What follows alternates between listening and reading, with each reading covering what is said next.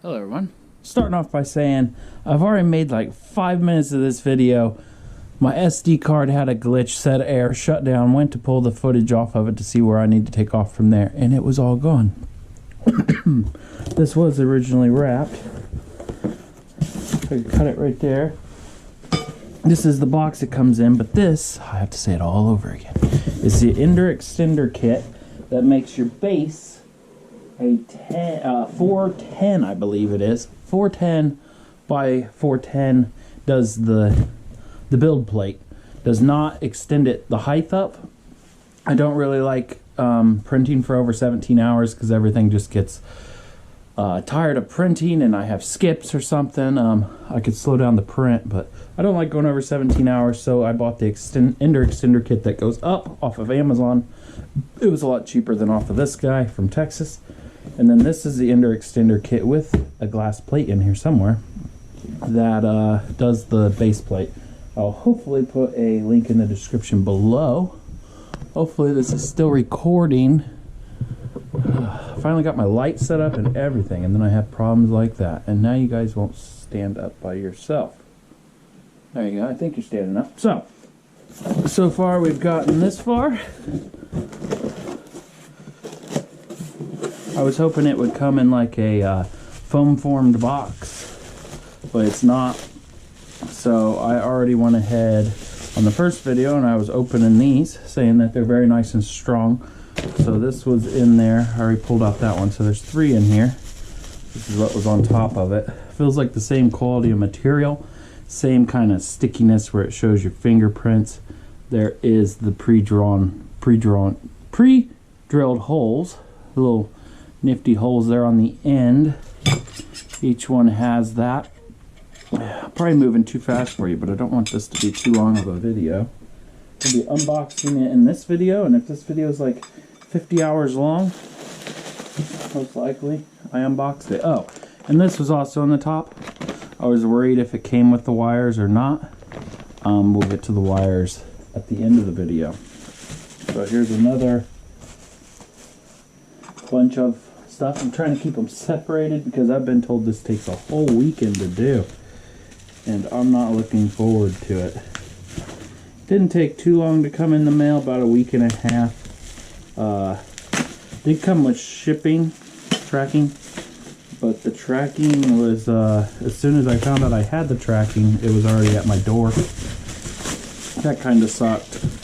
It also said that it was 2 weeks out, and I bought it on Black Friday. Got $25 off, which is still nice. Any money saved nice. When putting this together, I'm gonna hopefully notice this when I do it, but that is the wrong side. See how that's walled out for a bigger hole for a nut or something? Or nut, a bigger bolt head. This is most likely going to go down, not up, because a bolt couldn't go through that area. That one's pretty right on the edge. I feel like that one's not on the edge. You do get like a 30-day warranty, but my credit card says if you ever bought something and it didn't work right, let us know. Give your money back.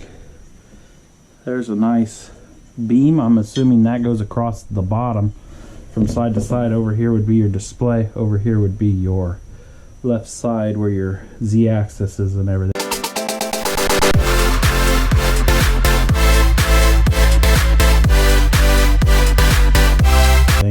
I did forget to mention this is for the Ender 3. Ender 3 regular, not Ender 3 Pro. So one side of them are threaded, one side is not. That kind of worries me a little bit because I'm thinking this goes like this. Could go like this, I guess, but I'm still pretty sure there goes a plaque on the back side. There is 2 holes right there. Let's just hope there's instructions somewhere. What's this? This is my address at the top, just in case it gets lost, and it's saying it is a 410 by 410 by 4 millimeter, along with the Ender Extender. So it does show I have 2 products in here. Hopefully we'll find them.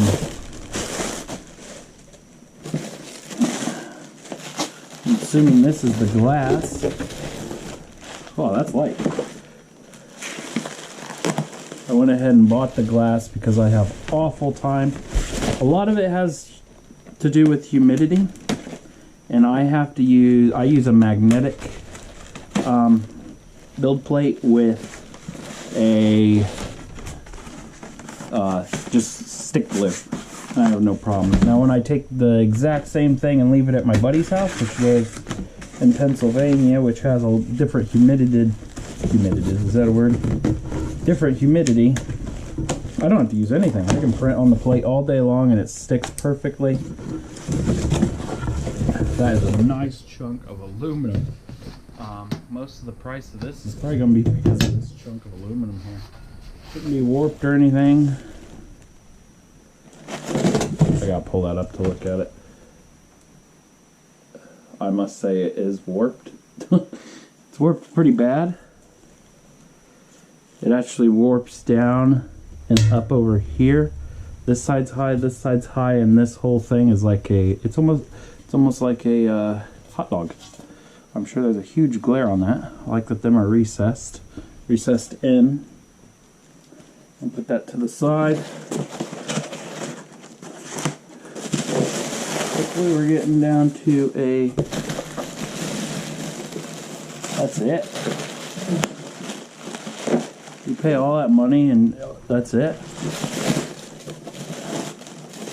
I love doing live videos because they get my live reaction. I guess I can't expect much, but that's almost $200 right there. Just for everything except what I just opened. That's $100 and some. I don't know about that. I could go to 2040 and buy the stuff myself and cut it out for that. That's what that stuff's called, 2040 or 2020 or something like that. I live 40 minutes from where they make it. Not for this particular stuff.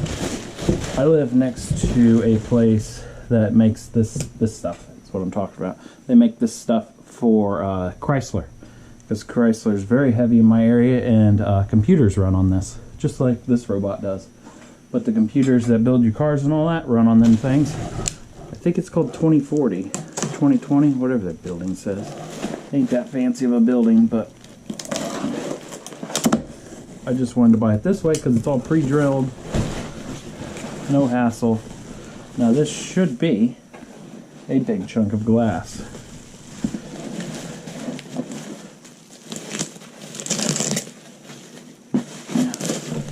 Oh, it is falling. You guys are gonna fall eventually. Can't you guys keep yourself up there? Since I don't have it built yet, I'm just gonna fill up a corner and fill what's down there. Definitely has a type of grip to it. I don't know how long it'll last. I've never went with glass, but I'm gonna have to on this one. It's a big hunk of glass. I do like that it says Creality on it. That's a bit interesting, as the rest of the kit does not come from Creality, and Creality don't sell a kit like this that I know of. So that's interesting. It's not just the sticker. I just peeled it up a little bit. It's the glass. So they spent some bucks there. Definitely liking that. I'm going to put that back in there. We're going to go over the cords. I guess you are paying for the cords too. That's kind of expensive. That's a big build plate. So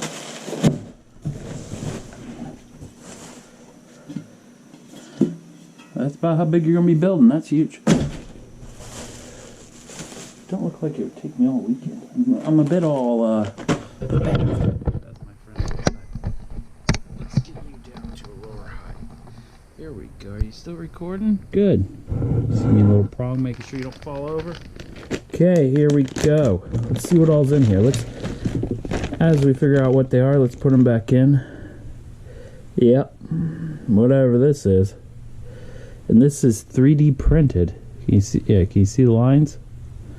And them lines also indicate how it's the line that goes across the reinforcement on the inside. If you don't see a line it's either zero reinforced inside there or it's totally reinforced in there. It's like 90% or something.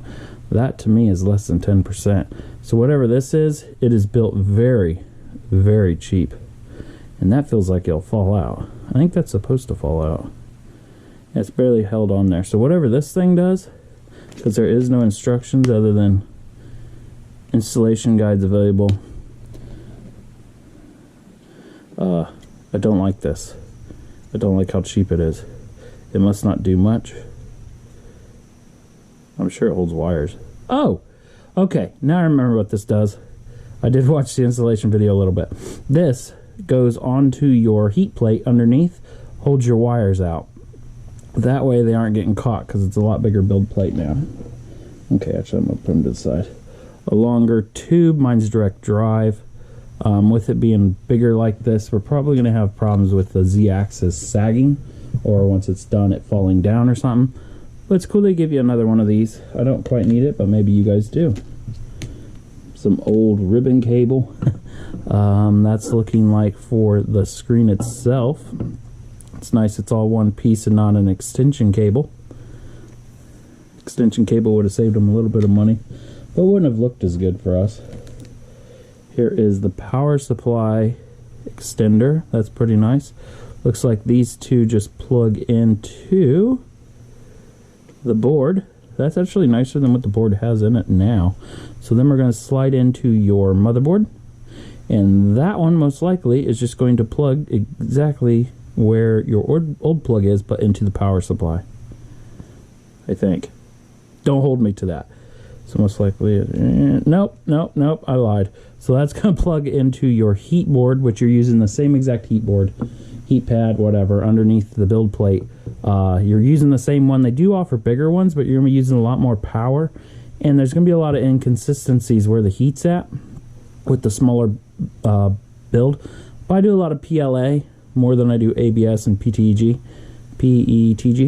And I don't think I'm going to have a problem with this. So then them go into the inverter, which is really what it is on the side. It goes from 110 down to 24 volt, I think this is.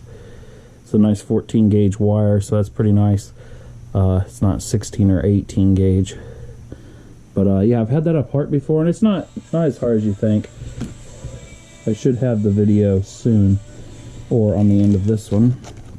Longer belts, hopefully for the bed. Y-axis belt, that's pretty nice. It says it's for the 400 Pro. Here we got the X-axis belt for the 400 No Pro. I'm sure these are all pre-done kits, so he just kind of throws them together. Got some miscellaneous bolts. I would assume we use all the same bolts we already have, because all we're doing is lengthening each beam. So we almost don't even need screws. It is always nice to have these ones here, though. If they're not adding anything and I get to keep these, thank goodness. I like these T-screws that go inside the track. Them are pretty nice. We got a couple of them. Looks like 3, 4. We got 4 of them. These look like... these are beveled a little bit on the end. So they may do something with the board, the aluminum board we seen that was pretty warped. May do something with that to extend it a little bit further. This is... looks like we're going extension cable. Let's see if we got another one. We are going... okay, so this is for the little fan. I'm assuming... I've just done a little bit of repair on mine before. Looks like everything on the head is going to be extended, but it takes more than just this to extend it. There's 2 fans up there. So I may have to lengthen another one. So you have 2 fans on your print head, at least on the Ender 3. A fan on the side for the cooling of the tip, and one that cools the whole hot end. And this is one extension, and then this, it looks like it's going to be for the, yeah, the Y. And this is probably going to be for the Y, yeah. So this is for the very top. So where is our other extension for the other fan? We have one more fan, but I've already replaced it and had to put an inverter in, so I'll be alright. But here is just a longer wire. It don't even look long enough. I guess it's it's only going longer. It's not going higher. If you go higher, the kit will have a longer one of these, so it goes up high. So that's that. Like how they're still coated like that, just like factory. Pretty nice job. Then here to the main board. I loved seeing these on someone's video. So these do not slide in there, but this is for your board. So your board, heat board, hot plate, whatever, comes out. You take them wires off, stick them in there, and then push these down, and it crimps and it extends them how long we need them to go. So that way you don't have to take your board off all the way, don't have to resolder anything, rewire anything. All of it's right there. And that's it for the unboxing. Very simple stuff. We got three. And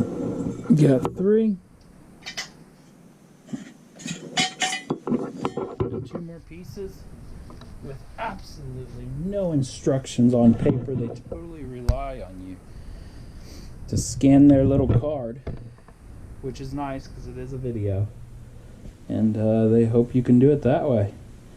So thanks for watching, and stay tuned for if my body doesn't fall apart, stay tuned for a assembly video on the Ender 3 regular, not Pro. Thanks. Okay, if you guys have watched the unboxing video, it's been 3 months since that unboxing video. I started looking at the instructions and everything, and I just totally lost interest with the busy life of I bought it on Black Friday and going through Christmas and all that. I had other things to do. So now we're going to start putting it together, and I don't see it being an easy process as other people show, and I'm going to show you each process. I'm not going to speed anything up, and I'm not going to cut anything out.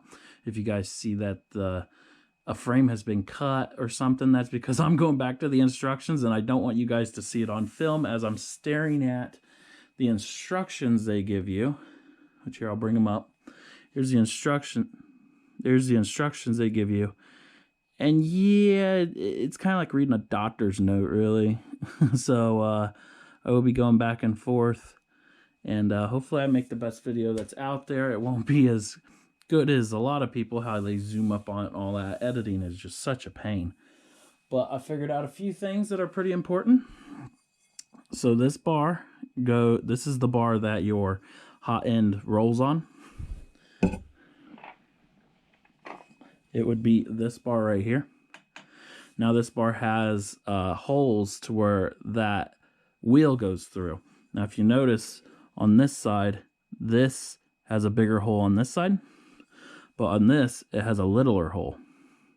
Now if you was to go to your Ender 3 Non-Pro and look at it, this side has a bigger hole, which is this one right here, and this side has a little hole, and it looks just like this. I have a big hole right there. It has a little hole, big hole, little hole, little hole, big hole, little hole, big hole, little hole. And it would go just like that. And if you get confused, don't find one that has 2 holes in here, as these have 2 holes in the middle. See them 2 holes right there? So that goes right there. I figured out that much. I've also figured out that this is the crossbar for the top, which is crossed here right here, across the top.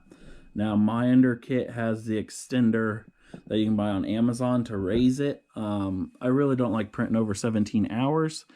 I don't like changing out filaments. So this build is the 420 base full build, and it has the height, I think, of like a 10 or 20 millimeter raise. I don't know. That was a long time ago. But the kit that they sent me is only for the base to go 420.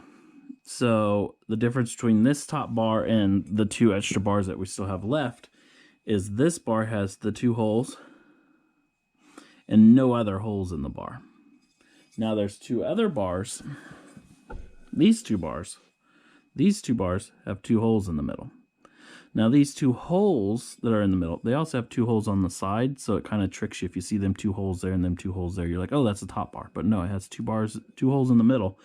And them 2 holes, I'm going to make it really small down here. Them 2 holes go like this, but face up. Then you're going to put one of these in there. one of these nifty things, and the bolt's going to come through the bottom, and this, which is the new base for something, who knows, it's going to then, them things are going to go in there, and it's going to hold it like this, and it's going to hold the new table. That's all I know so far. We're going to build it as we go, and then you can see we'll get to all this stuff. I've really stared at the instructions a lot, and I think I'm going to be staring at them a lot more as we build it. But here we go. It's probably going to turn out to be a 4-hour video. I'll tell you at the end how long it actually took me. At the very end, I'll tell you. We are going to have the software, how to update the software on it, because it's not just going to naturally know that it has to do that. And then we're going to have a test print. And I'm going to have probably 5 different videos. One that has the software on there, one that don't have the software on there. I like to get everyone to watch 100 of my videos. So here we go. I think, regardless of what the instructions say, I'm going to start by making that top brace, I've looked at the instructions a lot, that top brace wider. The top brace totally comes off, plus the instructions show with the drive there, and I have direct drive, so a lot of the instructions aren't going to be totally relevant to me, but hopefully it helps you guys out a lot anyways. But let's start out by taking off that top bracket.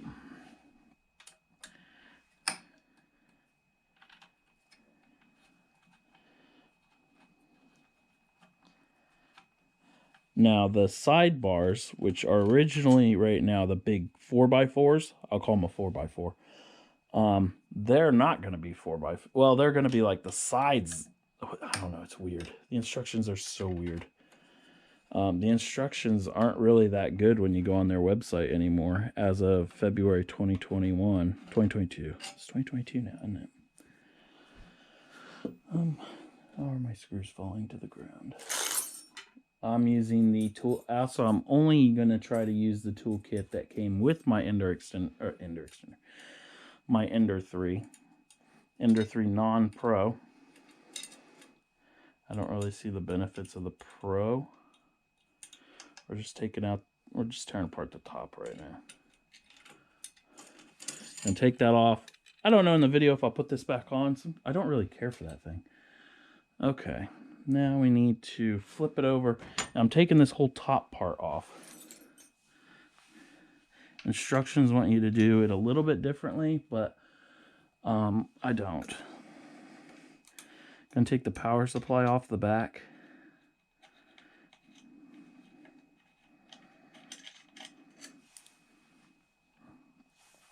Gonna lift this up a little bit. Try to not go so fast the light lights up. You guys didn't see that, but this actually puts out power when you move the motors by force. And lighting up that thing manually by doing this can cause some damage.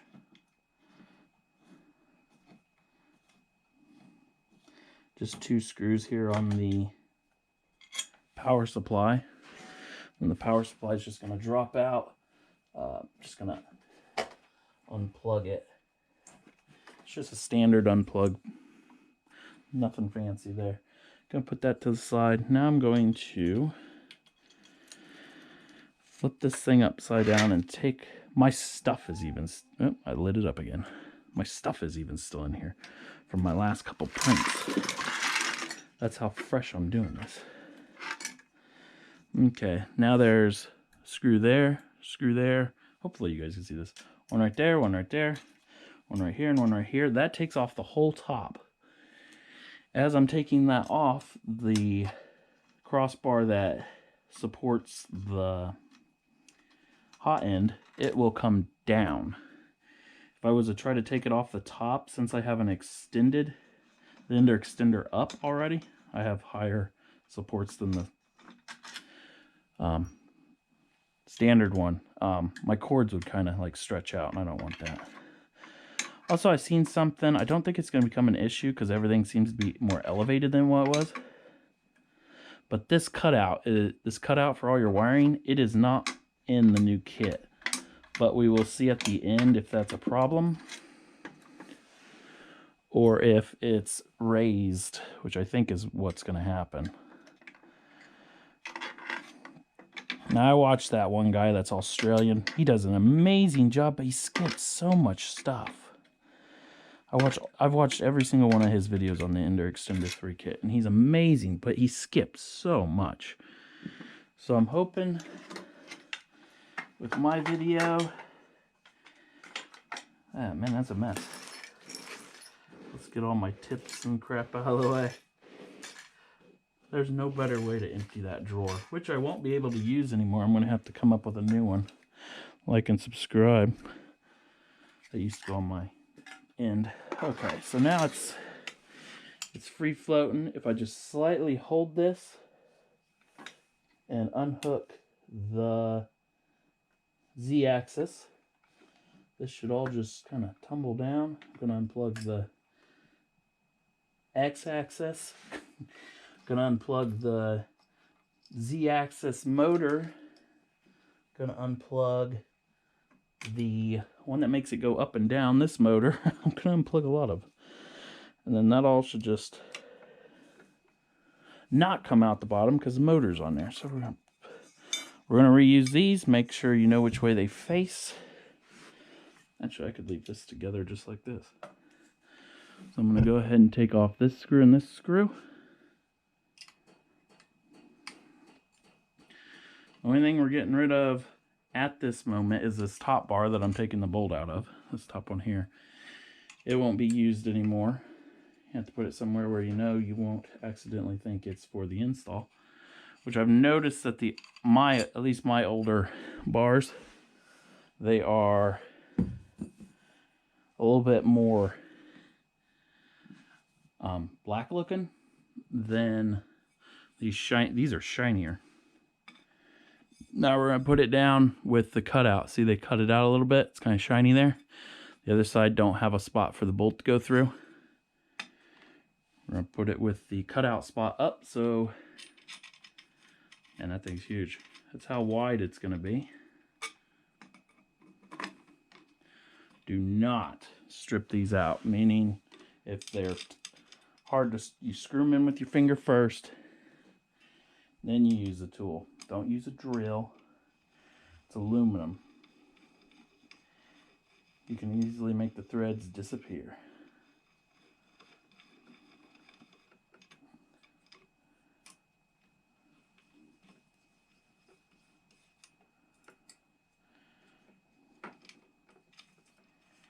Now they want you to square everything up. I'm actually going to screw everything together and just test print it the way it is. I'm going to see if anything's in a bind and a pinch. And if nothing's in a bind or a pinch, I'm probably just going to leave it. That just pulls away from the main unit. That's really nice. I'm going to take this and reattach it right here. Actually, man, my pieces are everywhere. I'm going to probably take that back off. Great making a live video. And I'm going to attach this on there, and then I don't have to mess with any of this again. If I put that side on, then that's not going to slide in.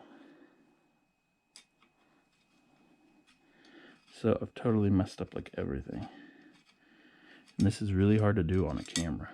I knew the camera was going to add about 2 hours of production. I don't know if you guys ever watch my other videos, but something that takes 10 minutes can all of a sudden turn into 45 minutes because you got to get the camera angles. Okay. Swoop down to my level. And quit complaining about my fingernails, people. I bite them for stress.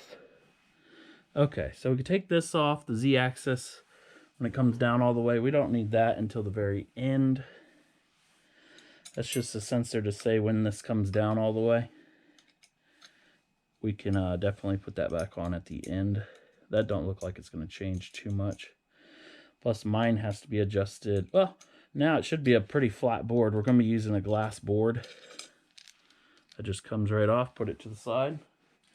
I'm using a glass board now. That was actually adjusted before on my unit, at least, because my board was very warped. You guys may catch on to it as I'm moving it around, how warped it was. Will this come off the bottom? No, it won't come off the bottom. So we need to take these off. We're not going to be using that belt, but keep that belt around in case you don't like this setup. Or if you do so many upgrades as I'm doing to where I almost have enough parts sitting around to make another ender for someone else. So I thought about doing that. So there is a bolt right there and a bolt right there. It goes into them little things that run into the channel. Now there was Loctite on these, I believe, originally. Not red Loctite. It should have been blue. So if you get that in right, I think these screws go clear through. Yep.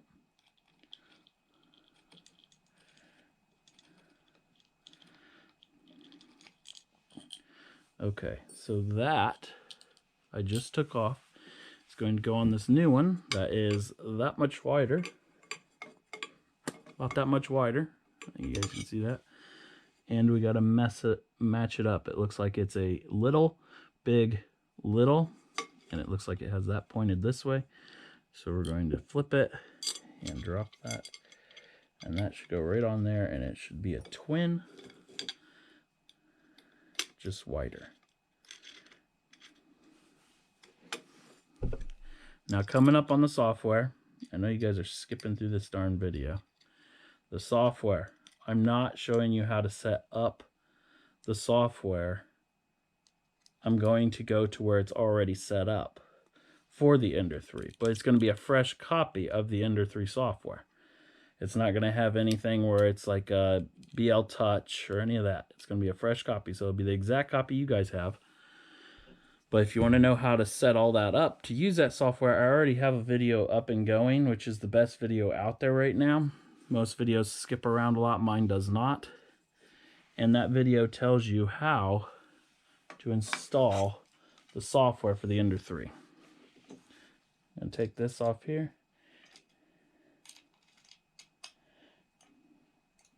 We're going to start at that point where I already have the software for the Ender 3. So that slid over this with these turned sideways. Okay, you got to do these sideways. Once you tighten them down, they got to be sideways like that or they won't grip. Sometimes I get both of them locked in, sometimes not, and it's got to slide in this way. I got to do this right up close to my eyes because I'm blind as a bat.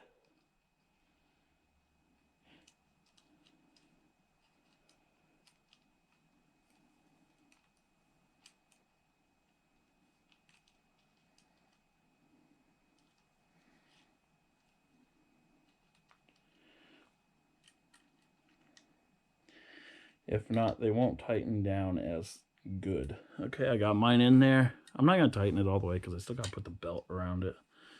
But I don't have the aftermarket one where you twist it. I think you twist it on the end and it extends out. I really don't have all the issues other people have. We almost got this converted over. So now this should slide right off of here. We want to note which way, how it's sliding off. As it slides off, we're going to pop that belt end off right there. I think you guys can see that. Pop the belt off. Then we're going to pop the belt off of this side. That was a brand new belt too. I just got that. And with it like this, and the wheels were like that, we're just going to slide it right onto this. And mine slides very nice. I have the upgraded white wheels. They say they're an upgrade. I think they're a downgrade because they... Now we continue with deconstruction. The part that I'm nervous about, the part that no one wants to do. So I'm going to kind of keep the wires a little bit loose here. Guess I could pull that one off. Yeah, I wish it would all quick connect, come apart. Kind of keep that part away, but it's not going to. So we're going to take off the bed right now. It ain't gonna look the same when you're done. I expected it to kind of have the same frame here and then a wider thing here. It's not looking that way. It's looking a little bit different. It's kind of looking like a square box.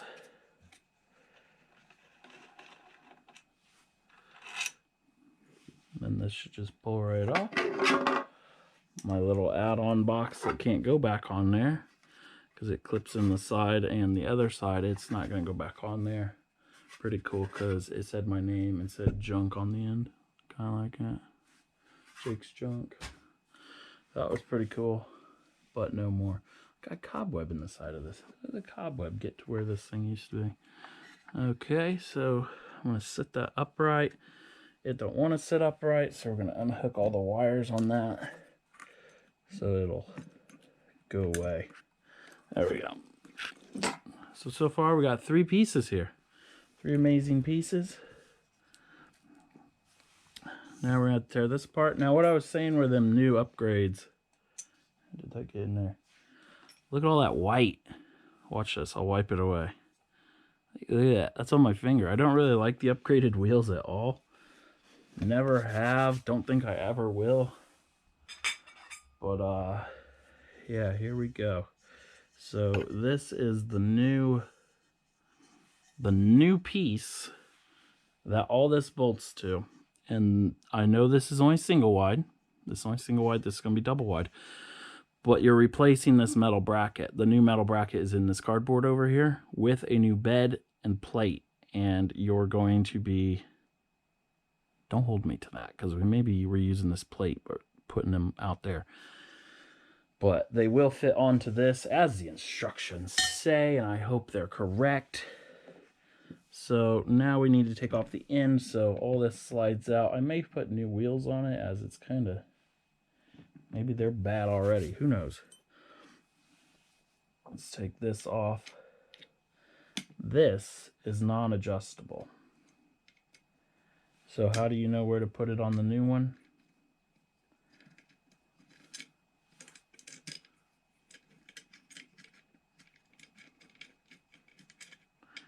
Remember, it went facing up. And if you look over here, there's 2 little screws, screw holes. Now, I'm not going to show you every end of this device to show you that that's the only screw holes. But that's where this goes.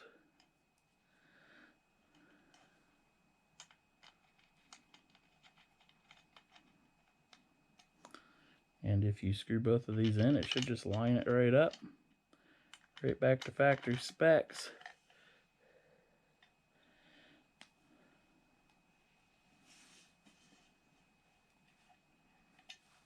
That one's a bit stiff, but it found its way. Thank goodness. I don't want any problems. Also, don't tighten it down too tight because it's also just plastic. There we go. So when the rollers come back, they will hit this and it will stop it. So they're also saying to take off the end caps on your old one. I don't think I ever put them on. Okay, I put that one on. I was going to make them into drawers, so I don't think... I was like going overboard at one time trying to put like every drawer on this thing. Now it's just... Yeah, this used to travel. So I needed all my tools to like stay in one spot so I didn't have to organize them all into a different bag. This motor I also upgraded to the same motor that you've seen earlier in the video. They're all the same motors that I've replaced. I think there's only one motor I haven't replaced. Yeah. Oh, I haven't done the Z-axis, and I have not done the loosening this because it won't let me pull that off because the belt's too tight because of the tensioner. This is the tensioner up here. I have not done the extruder because it barely gets used. It moves just a little bit, like every couple seconds. It never gets hot. And my Z-axis, some people go like a dual Z-axis and all that. I printed for 8 months continuous, and this thing never shut off, and I never had a lick of problems. When I start seeing problems, I'll start doing these upgrades, but I think most of these upgrades are just people trying to be all fancy and stuff. To me, it's a waste of money. Okay. So that's actually screwing into a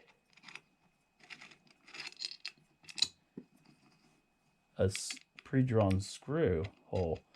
So we're gonna have to look into that, because wow, that was nice. As you can see, there's 2 screw holes right here, and there's no screw holes on this one, but there is on the other side. But the screws on the other side are not up and down. So we will have to look at the instructions of how they expect that to go on there in a little bit. That right there was just a cover that I 3D printed, so it looks better. I forget how this thing even comes apart. Where's the... oh. Gonna reach in there and pop the belt off of the bed. There we go. Actually, it's easier to pop it off this side, I bet. Yep. Gonna twist it, and there, came out of that little hole right there. And now this, which I don't think we'll use, that used to be the old one for underneath. We're gonna toss that to the side, but not away until we know that we don't use it. We obviously know we don't use that belt because now it moves an extra couple feet. Where does this stuff keep coming from? So there's the old bed.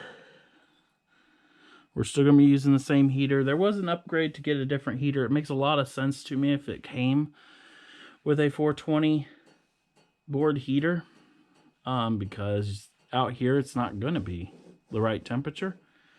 But I decided not to go with that, as you got to do a lot of adjustments inside the computer to heat it up and do stuff I didn't have planned. So now I'm going to go ahead and look at where we mount this. We're just going to continue on. As I was looking at the bracket here, here's the instructions. They show another bracket going on to the back axis stopper, and then they show you 3D printing a piece for the back. We're going to go along. I received no 3D printed stuff other than this. You can tell this is 3D printed. It came with a little piece that fell off that went inside there. I'm assuming that does something down the road. But we're going to go ahead and switch this out. Maybe by the end we'll figure out what's going on with the back. May come together and we not even know. So I'm going to start by unscrewing these because we're getting rid of this old board.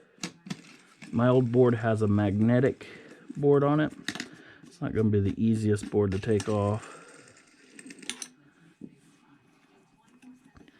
Or it may just all come off the back. I've never really had it all the way apart.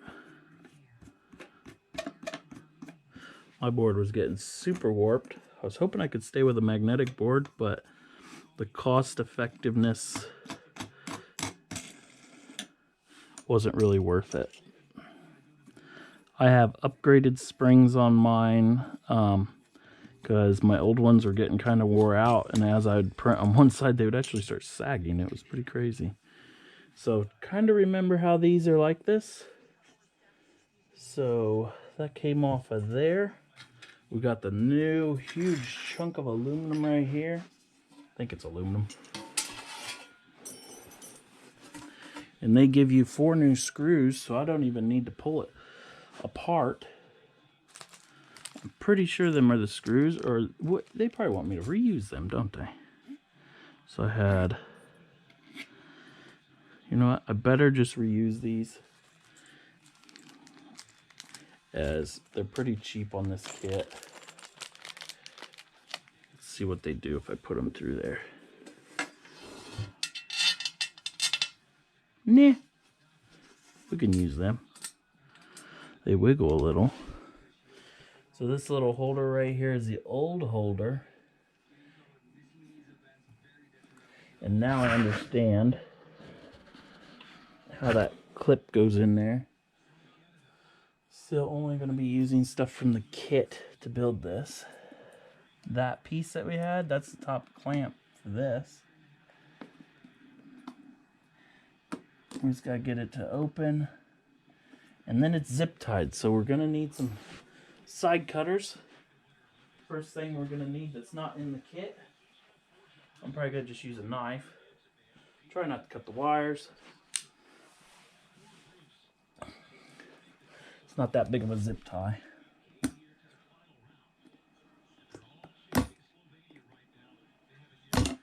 There we go. Cut the zip tie. It's a little zip tie. Should be alright. Too bad we can't reuse this because that's a nice built one. It's not 3D printed. Like, feel how stiff that is? That's stiff. I know this one's longer, but it bows crazy. You can feel like, actually you can see how infilled it is. It's 3D printed, right? Each one of these lines is the infill. Because if you do like a 75% infill, there's more lines. That's the extruder going back and forth. If you don't see any lines, that's almost 100 or a 0 infill. So that looks maybe like a 10 or a 20% infill. As this is molded, so you really can't tell. That means it'd be 100%. So this is going to go on there on this side. But as it's a bigger thing, it's going to go out further. And it's going to clip on there with a zip tie. You're going to need a zip tie on this. It ain't even going to clip in. That kind of sucks. So I'm going to use the screws that were provided with the kit. They have nuts with them. That's why I was a little bit...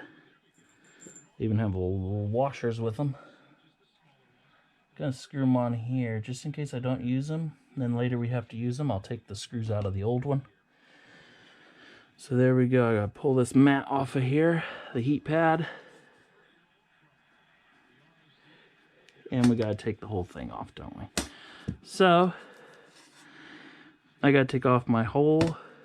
That's definitely aluminum, which aluminum warps. So I'll be prepared for that. I gotta take this magnetic pad off of here. I'm not gonna do that on camera because this could take me hours. I guess I'll try it a little bit on camera. Let's get this thing out of the way. The original one was a pain. It took a very long time.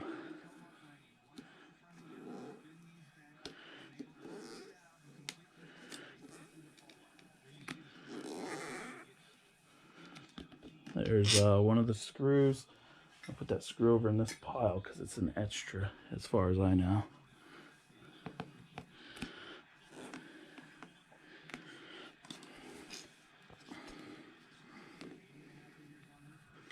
Really hard to pull off. This mat was also starting to go bad. The magnetism was actually disappearing.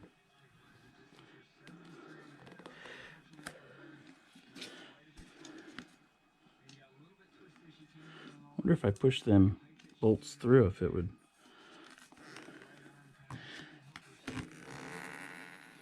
Pop the laminate off of there. We're getting there.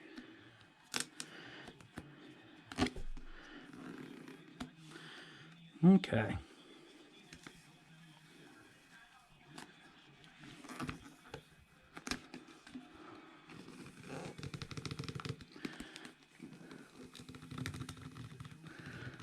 Got another extra screw. Put that with my pile of extra screws.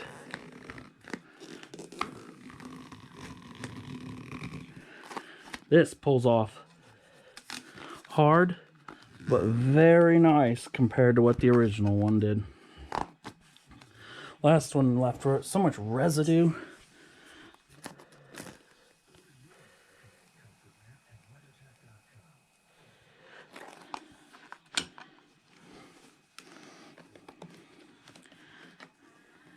It's not ripping or tearing.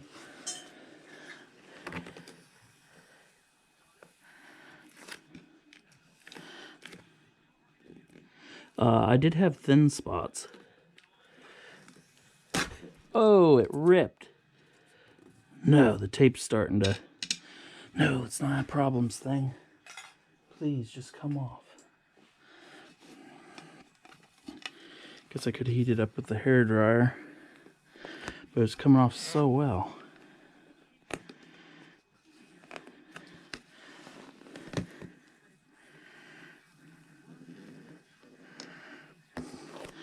There's the final screw. God, we just got a little bit. That was nice.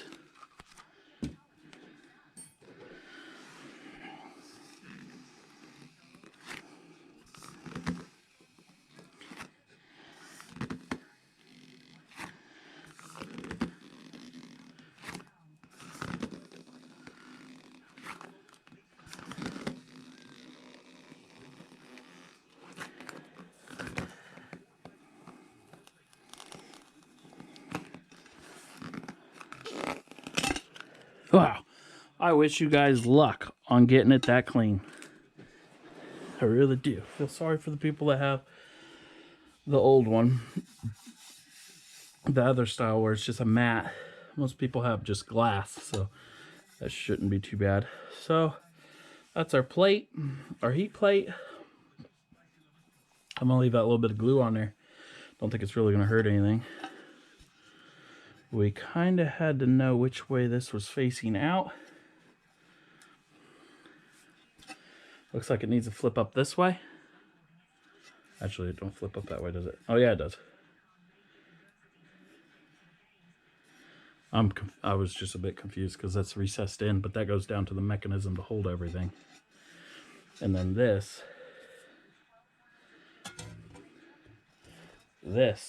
goes through that. So it's gonna be like that.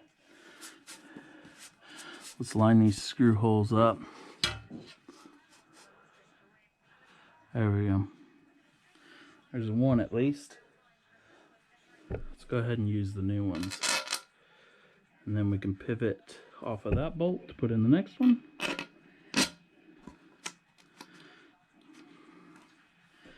Again, I went with a glass top. I don't really have to show you too much about how to put your top on. There we go, we got them in. I'm kind of confused why we have... Ooh, we got it over. We got it over with no problems. Okay. So the next thing that goes on after that to hold that up. Holds it way out.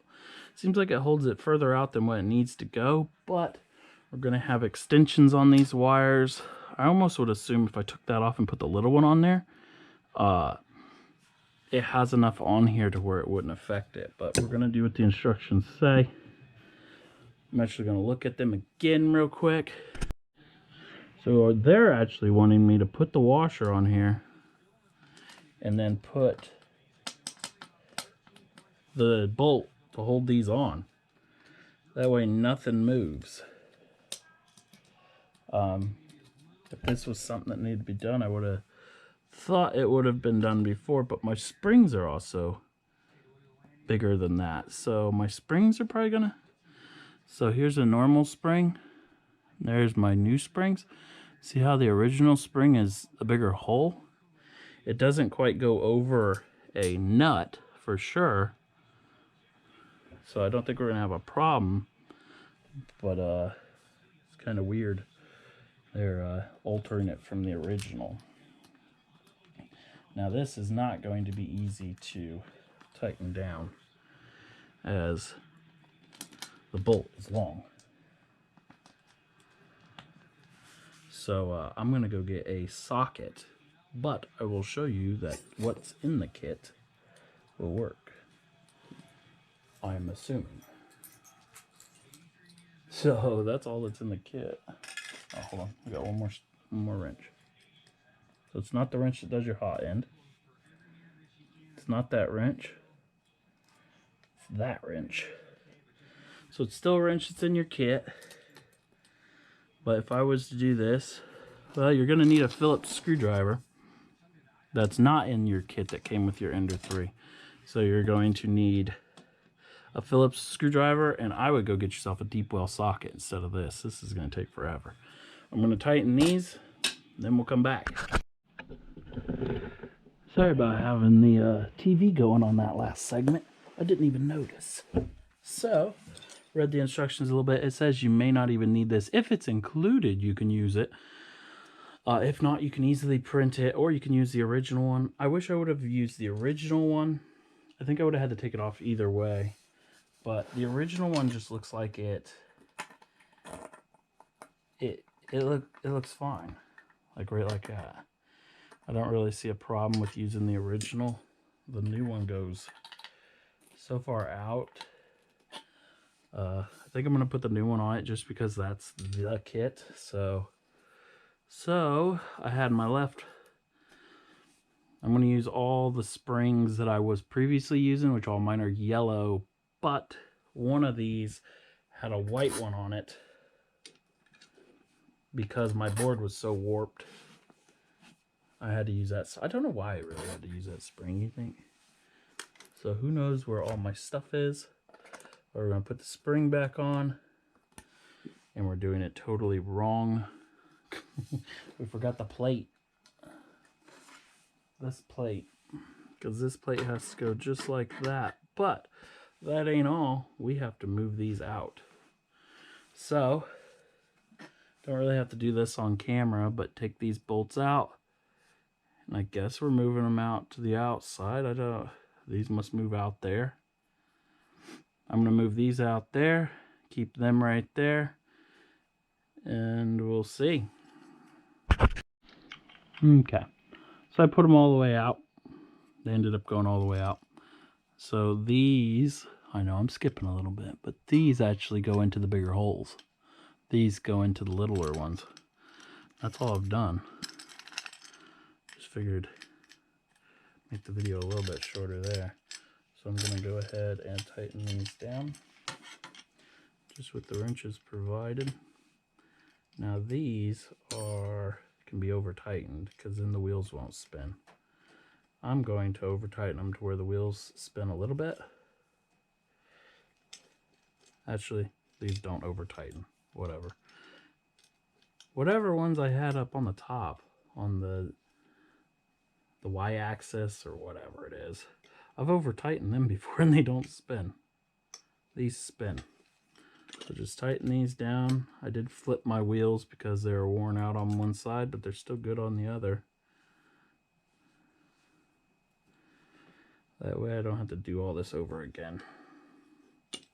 Still spins.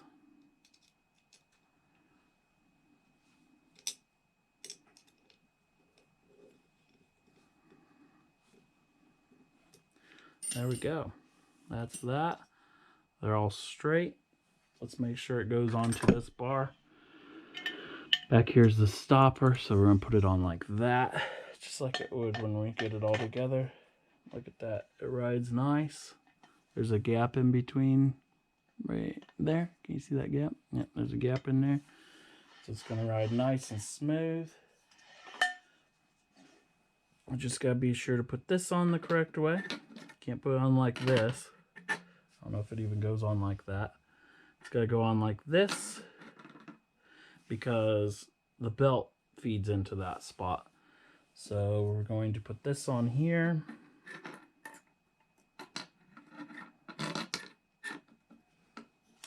Line all these up. Make sure you put your springs on first.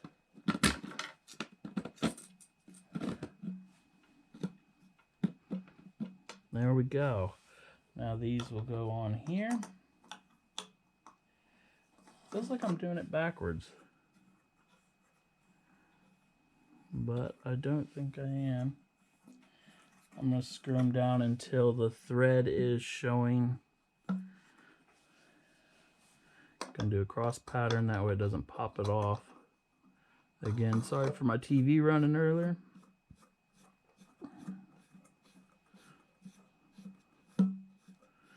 And I have heavier springs on this. I don't know if the video will be much different.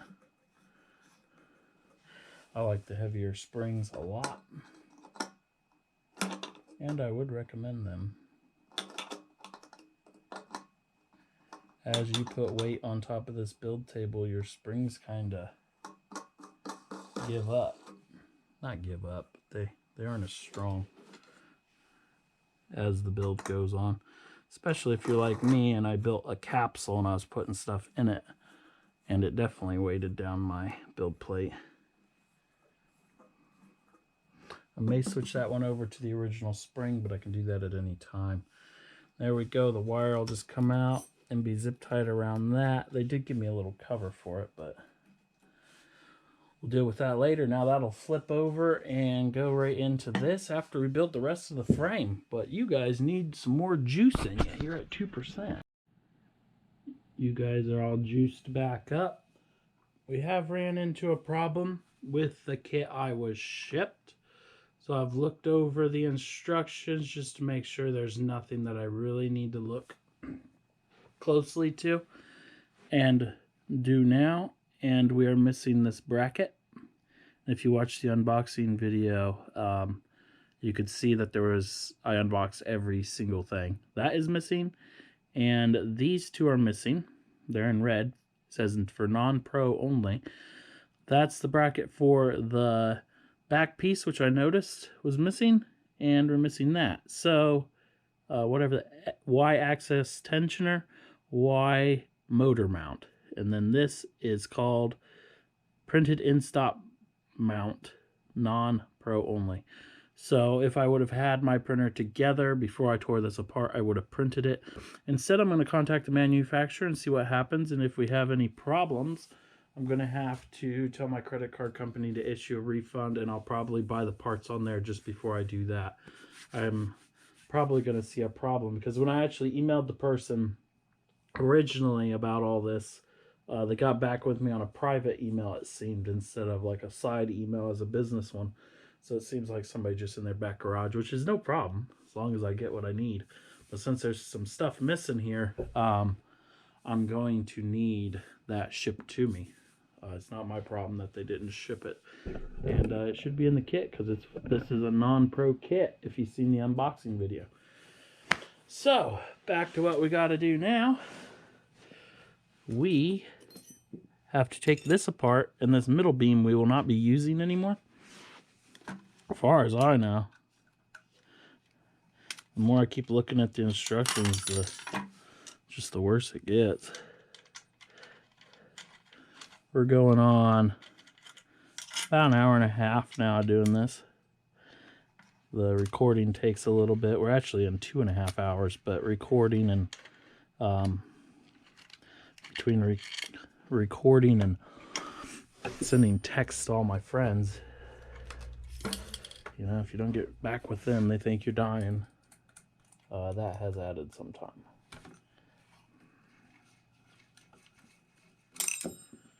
If I could quit throwing these everywhere.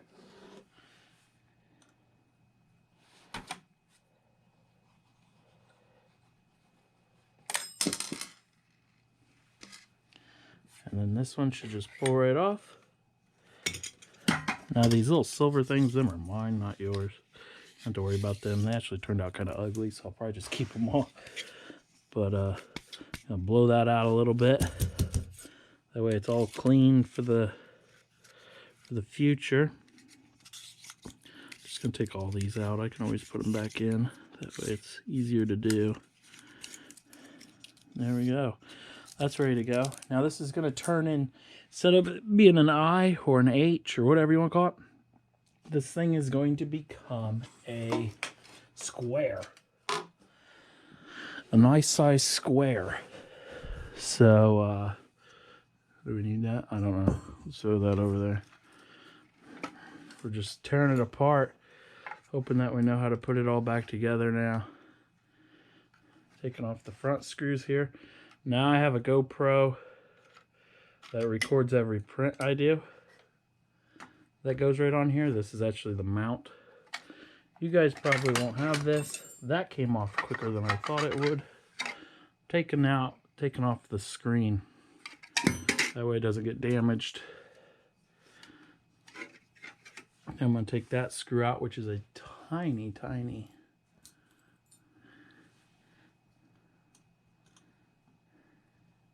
And I'm assuming this is not even on the new one. They started giving me like really weird stuff. The instructions show you like bolting it to something. There's bottom ones on there. We'll see when we get there, but I have no faith in it now. You forgot to ship me something. I'm in the middle of building something. I have clips on here.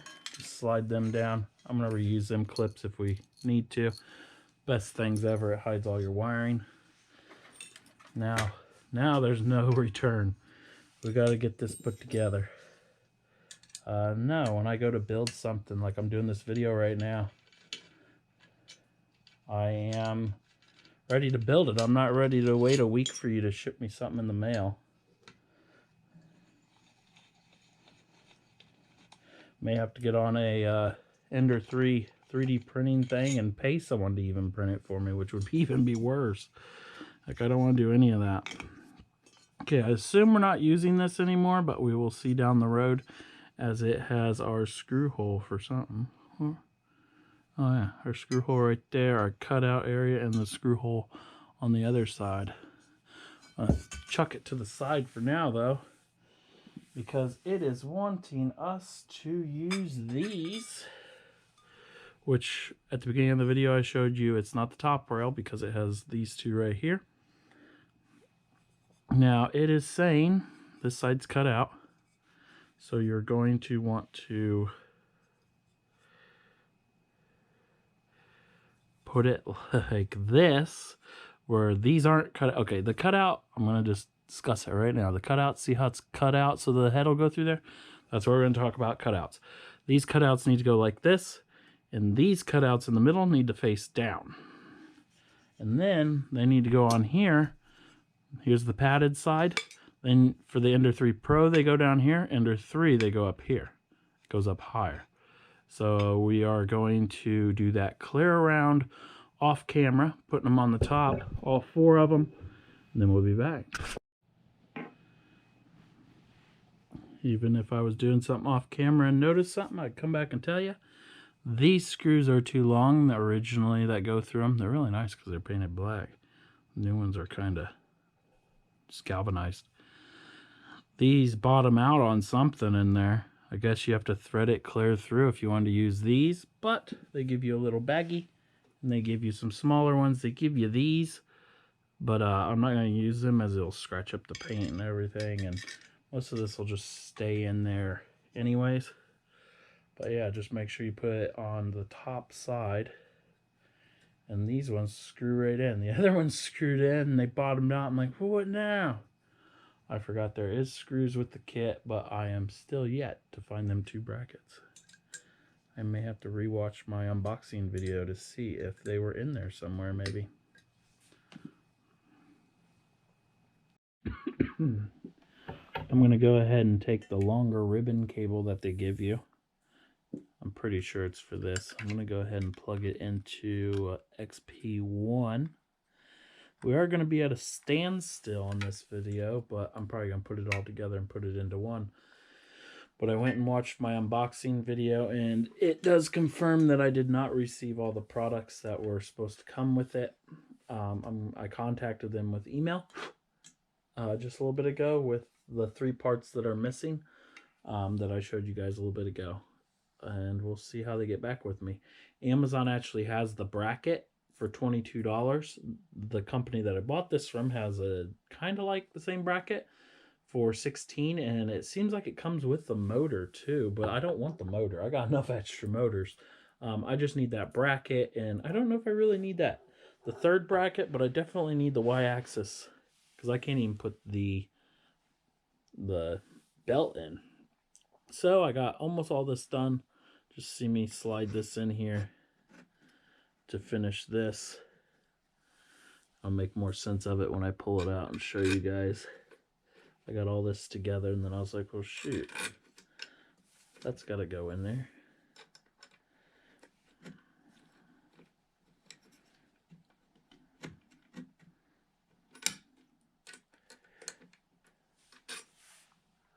So you cannot put that in there because there's only one hole.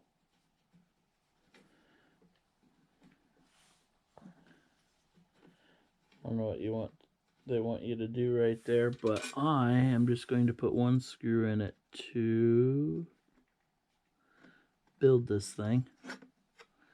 Okay, so that's lined up perfect. Slide that in. You guys got the worst view ever. But I keep sitting on my floor and my leg keeps falling asleep. I know I could do it on a table, but I knew this was going to take up a lot of room. There we go. Now I got it started. So I'm going to have one screw in this because I don't feel like drilling another screw into my cover here. I'm putting it right back where it was. I'm thinking they're trying to move it to a different location. We'll have to see about that. I'm going to take one of the silver screws, put in right here. I'm eventually going to make me my GoPro bracket to go back on here. That takes a different screw.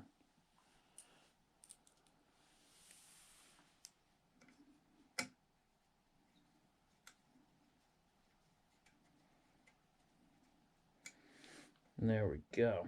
So the instructions are kind of wild. They show a lot of pictures, but then they also don't show what you really need to do. I'm hoping these people get back with me tomorrow sometime. But now this goes on here, and it's wanting me to do a measurement to put that on there.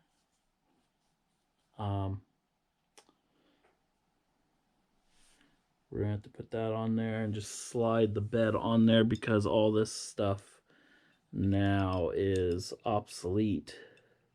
They should have just gave us spacers for in there because now this does not go on the end of here. So we're missing the two brackets for the front to hold this wheel on. And we're missing the bracket in the back to, instead of having it'd be on this way, it would bolt it this way, that way it goes through. So we're missing all of that, which is fine because we could also buy an upgrade for this and we could 3D print the bracket for this if we had the printer going. But we don't, so we're going to put them to the side. Probably just going to slide the bed on there after I look up how to measure where to put it, because we have to take these. I said these before I even found them. Where did these go? We have lost these. Oh no, they were just too shiny to see. So we got 4 of these. These are going to be tricky to do, and I hope I only have to do them once. I'm going to read the instructions very closely because someone else did the math for me. But these have to go through and be on the top side of this, but up high enough to grab this. So I'm going to put these nuts through. I'm going to put these bolts through this way. And then I'm going to slip one of these on there, making sure that the rounded bit is upwards. I don't see this being very fun, but when I mean rounded side, that's the rounded side. That's the flat side. See the flat side? Round side needs to be on the top side. And we'll put them together and see how it goes. It's going to be near impossible for me to show you this, so I'm going to do it off camera. But you can push on these and they stay out. Then you need them to go in and be turned sideways, or if you're lucky, slide the piece in. But you got to do that for this and the ones down there, the ones at the bottom. Now that's sliding in the piece. That is the new bed platform, and you got to make sure you have this facing the right way. If you accidentally put it on like this or this, you're screwed. Now I'm going to go look up the measurements for it while you guys fall over. Stay right there. And we'll see what the measurements are, where we got to put it. But yeah, that I ain't going to be able to show on camera. I got to use both eyes. Wish I had 3. I slid them in, I guess. So it says 55 millimeters, which I either did the math wrong or right, or Google really messed it up because I didn't do the math. That's 2 1/8 inch. So an 1/8 inch. I don't even have a millimeter. Like, I went around trying to find millimeters. Such thing does not exist in my house. So 2 1/8, which is way down. 2 1/8 to the back of the platform. On the back side. It doesn't want to be on the front. So 2 1/8 right there. And that's where I need to secure it down. That's where I need to make sure them things are turned right and tighten them down. I'll show you once I'm done.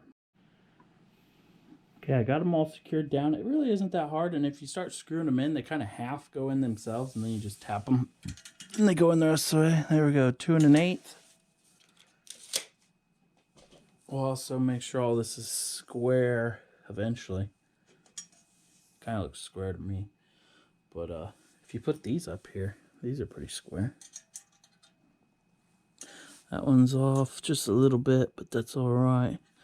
Because it could be the metal work itself. They even send you a thing saying this metal gets bent easily. I think it's pretty square. Pretty nice. So, I guess this isn't really in there, but you want to make sure this is the same distance. 7 7/8. 7 7/8. Okay. Just in case they did the wrong measurement, this thing could be tweaked. So there we go. We're ready to put the bed on, I assume. I guess we'll go look at the instructions a little bit more. Obviously, we're going to be missing the belt for now. The belt, you guys know how that secures on. And I think that's all we're going to be missing. Okay, so I've been looking through this instruction a lot. So right there, it shows the box being totally made. But then later on, it shows you building the box. But the power supply is still in the same corner, or the computer board's still in the same corner, right? But when you go way down here, it shows there being a cutout. So there's nothing cut out on the new stuff, and it's like flipped upside down. To me, that kind of looks like the Ender 3 Pro. But to me, I think I'm going to put the original bar back in here. Even though it won't go all the way, maybe it'll tap this and not go up or something. But I'm going to be putting that bar back in there and putting the computer back right where it was, the motherboard, and seeing if I can get away with that. So that's what I'll start right now. Because if not, I don't know where this board goes. Their instructions are kind of crap. So that would go right there. Yeah, if it would come down, it would. I guess I'm going to use that because then I can still have the original mount in the back for it. Actually, that's exactly where it used to mount. So, yeah, let's get you guys a different place. Oh, there, I'll cut my foot on that. Let's just put it all back together how it was, I guess. So it took long screws to do that. I've even read the instructions. I didn't just sit there and look at them. And it's still not very clear on a lot of this stuff. Because instead of just making instructions for the Ender 3, which is what this is, they got to be like pro, non-pro, pro. It's like just have instructions for my rig.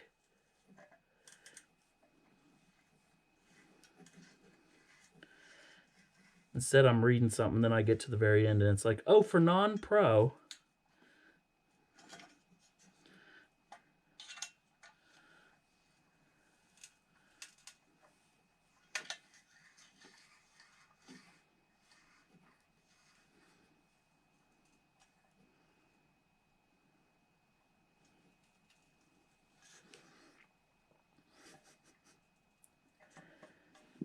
Also, I'm starting to see where I'm going to lose a little bit of my print height because this is bringing the board up tremendously far.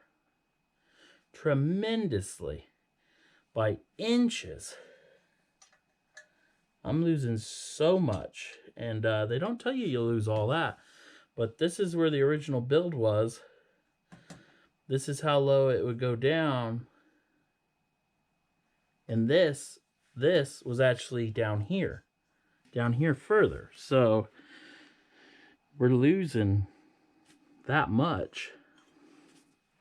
Plus the thickness of the board. Oh, maybe I'm all confused. I think I'm confused. Don't hold me to it. So now we're going to bring the board over. We're not going to put the heat board in yet. Okay, so I have a thing that you guys probably don't have, which is a transformer. I have a burn up fan. I don't even know which fan it is. Oh, it's the fan in here. So the fan in here has burned up, and instead of buying the same sleeve bearing fan, I bought what everybody buys, this, and I bought a step-up motor. I think it goes from 12 volt. Oh no, yeah, it goes from 12 volt to 24, whatever it does. So mine's a little bit different there. I'm gonna unhook that until we have it all mounted. So mine's a little bit different there than what yours guys' could be, should be, who knows. So this needs to come over here, and this needs to come over with me. And we need, what is that doing? Can you guys see all this? This is a mess. A flipping mess. Taking off that cable, they did give us a extended cable. I'm gonna slip that right into that slot. Wonder if one of these is, yeah, that one. Sweet. So that one's already bent the right way, so that'll go right out that way. All the cables need to come out the bottom, so we're gonna flip this up like this, slide it just like that. But before we do that, let's get all the new length cables that they have given us. We have some nice extenders there. Given us a few cables, just not the brackets I need. So that is going to, I thought they're all marked. Oh, Y-axis and Y-axis. So these don't look like extension wires. They look like extended wires. So let's go down here, find my Y-axis, which my Y-axis may be already extended. EX. Don't ask what I'm sorting through right now. I'm just, is that a Y? There's a Y. There's a Y. So let's pull that Y through. There we have a Y. And there's a wide Y. There's a wide Y. The wide Y is clear over there. So we have an extension that is nicer than the original of a Y. Let's see how much longer they are. Make sure that's a Y. It's a Y. And we're going to pull this thing off. Oh, we can't pull it off. The original equipment is in there. Mine pull right out because I've upgraded my board. Let's see how much longer we're getting on distance. There's the original. We're getting that much longer. Can you guys see that? That much longer. So that's pretty good. Throwing that cable to the side. Gonna plug this in before I forget where it's at. Make sure it still says Y on it. Y-axis yet. Didn't get them confused with all the other wiring that's down here. I have to pull this out a little bit. Now, I think this is the other Y, which is marked from factory with a little yellow pin. Actually marked on both ends, which is really nice, especially when you're down in here. It's nicer than what I'm replacing it with, but it's cool that these are covered. That's in there. My Y-axis is done, wherever your Y is. I don't really understand all the axes yet. Okay, we got an extended. That's not the cable we need. Okay, we got this cable. We got this cable for an extension. This looks like we're replacing the whole power supply wire instead of splicing it in, which I thought we spliced it in there. But it looks like they're going to have us take it out of the motherboard itself, which is fine because it's the tool that came with your kit. Positive wire is on that side, which is red, if you guys don't know. And just to show you the quality, like that came with the machine, which is perfect. That works great. This is what they give you, which is even better because they could have just given you a strand of wire. So the length difference on this is definitely good. I am loving it. They put like the actual plug on there. You compare the plugs. I cannot complain about this company, other than they didn't send me the right stuff. So your black's gonna go towards me, and your red is going to go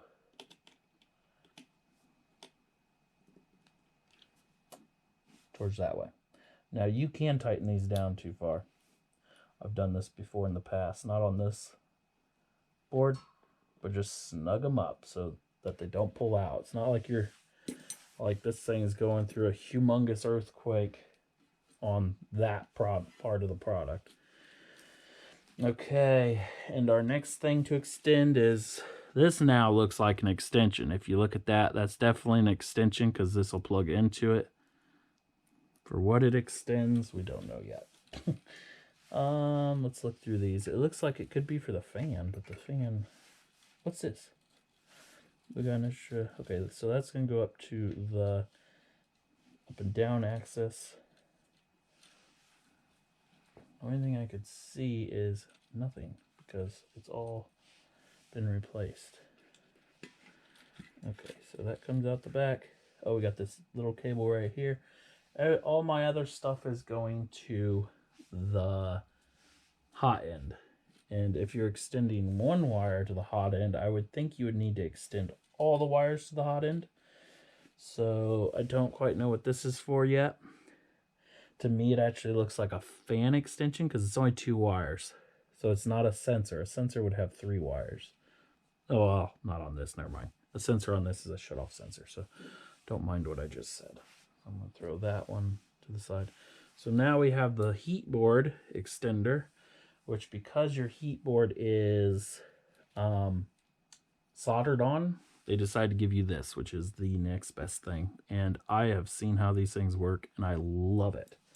I just love what they did here. So your heat board is the last big cables that you haven't taken off. They're right down in here. I don't know if you guys can see that. Obviously not. I think you guys are following along pretty well. Oh, that's what they extend. So there's 2 wires going up that wire. I'm pretty sure that's what it's going to extend. Obviously it's going to fit in there, but so that is some cable for, there we go. I don't know how to get you guys closer. There, look. Can you see? Can you see? So right here was the wire we extended. It actually goes into the loom of the hot plate. And then we're going to be taking out these 2 wires, black and red again, pulling them out just like we did on these over here, and I'll show you what we do with them. Everything's kind of self-explanatory.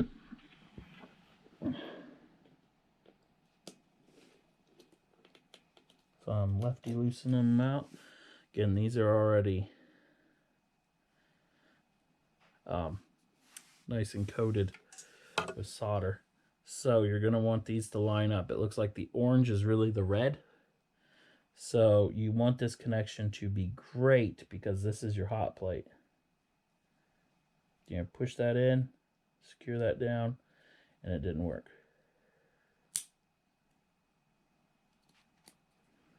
Okay, so you flip that up, push that in really far, flip that down, and it's in there, snug. Perfect. You flip it up, stick it in as far as you can, flip it down.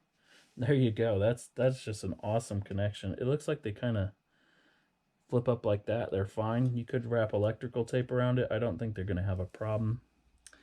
That is an awesome connector. I need to get some for myself. So positive is closest to the wall, if I remember right. Seems like these don't go in all the way. Wonder why.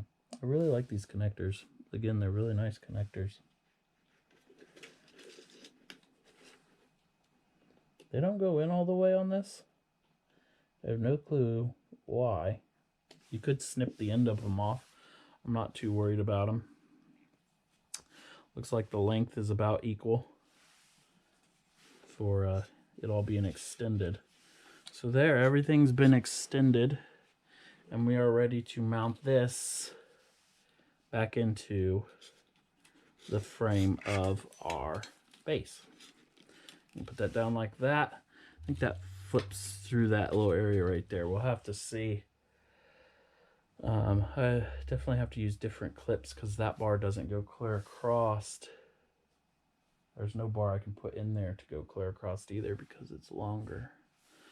So let's pick this up, put this right like this.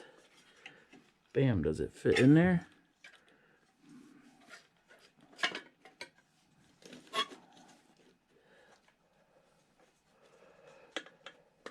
It does. I'm just trying to figure this out because they're the ones that said just throw this in here. So it looks like I'd have to take out these 2 screws. And again, only use 1 screw to do that. Why does it make me do that? These 2 screws back here would hold it together. But then all this would fit together right. Guess that's what we gotta do. So I gotta take this screw out here. It is not going to be used. Now if you had the Ender 3 Pro, the box goes in a different place. So I got to pull that out, pull this one clear out too. We're not going to use one of the 2. This box goes on just like your computer or your board does.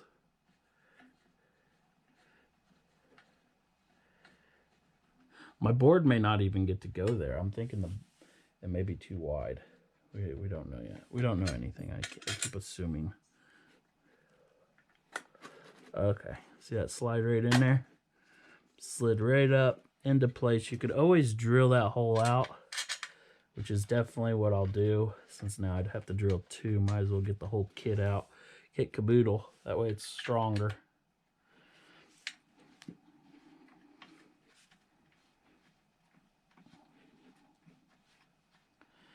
And there we go. That is Let's see how that box actually fits on there. I bet that box fits forward, don't it? Okay, so that box fits up. Okay, so I'm doing it right. Okay, now I'm gonna flip it forward, put that second screw in there. That is only holding on the box. This screw is only going to be holding on the box as the screw to put that in. And my foot's asleep again. Where's our Allen wrench for that?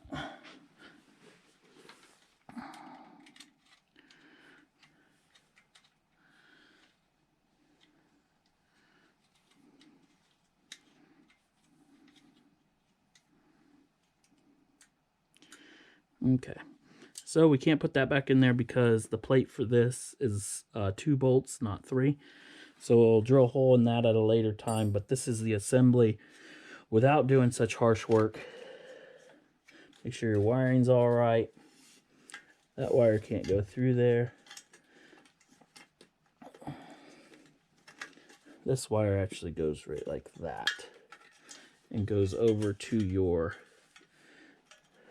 display. Make sure everything's pushed in really nice. We're down to the last few things that I can do until them parts come in. What you guys did not see was I ran this wire over here, plugged it into there, also put my box back in there, which you just have to space this bar out a little bit further. Then it goes in there, and the reason I did all that without you guys seeing was because I had to flip this bar because I had it upside down and the 2 holes for the power supply were up here instead of down here. Then I went ahead and switched out that bracket for the little one, zip tied it on there, tightened it down, it tightened right up perfectly, and put my other orange spring in. So what I'm going to do now is put in the belt for that top, and that's going to be the x-axis, I guess, right? X-axis? We shall see. It doesn't look long enough, so it's probably not that. So that goes around like that. I'm measuring it to this. Okay, so that's for the bed. The y-axis is what we need, I'm guessing. And it's nice and long. So I'm going to go ahead and feed it. We're going to clip it onto the bottom of this. And then we're going to run it clear around and then clip it onto the bottom. Hopefully I got the right one.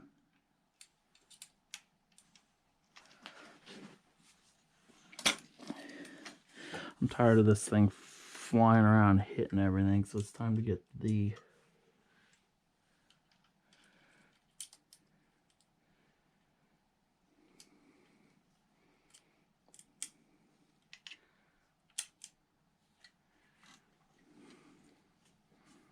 okay, I think I just clipped that in there wrong.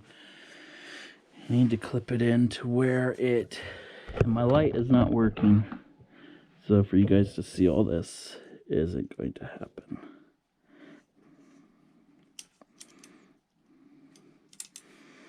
Okay, I need to clip it in this way.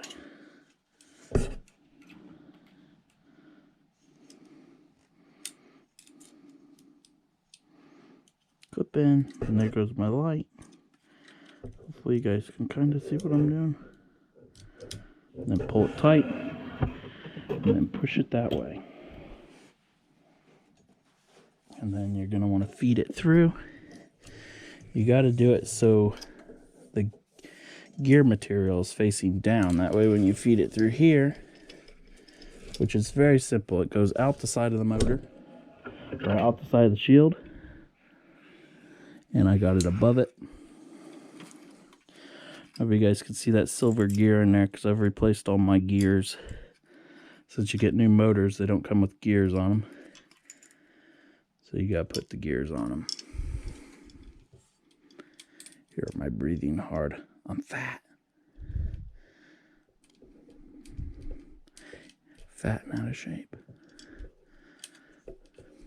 Okay, we're just trying to feed that back through the top part. There we go.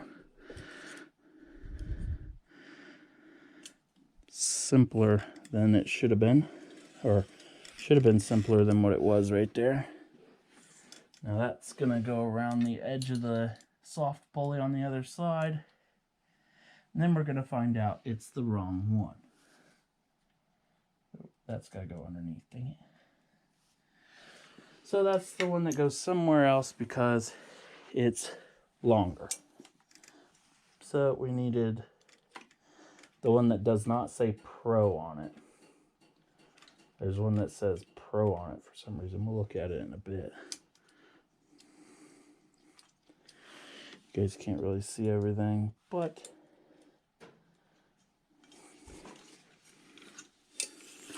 get back here.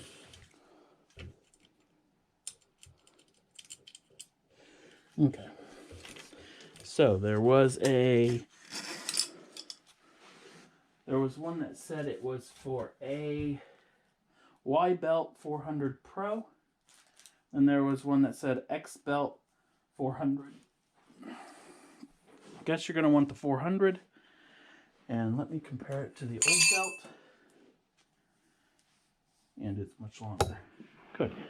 So let's do this again. Get back here again. Make sure you got the gear side facing the right way. There we go, we got it in right away that time. Then you take it down here and stick it through the hoe.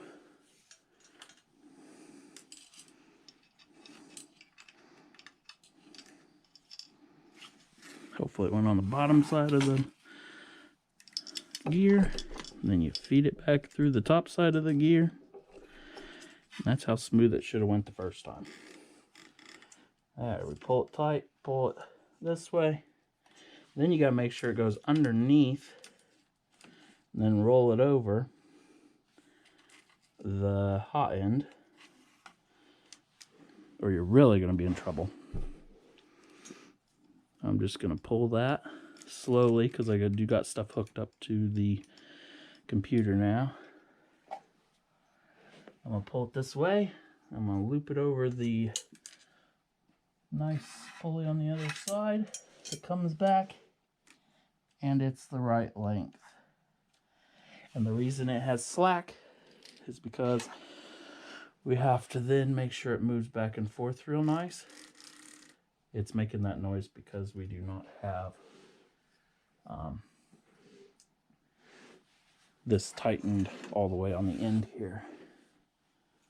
So we're going to take whichever wrench does it. I cleaned it up a little bit. Now I can't find any of my tools.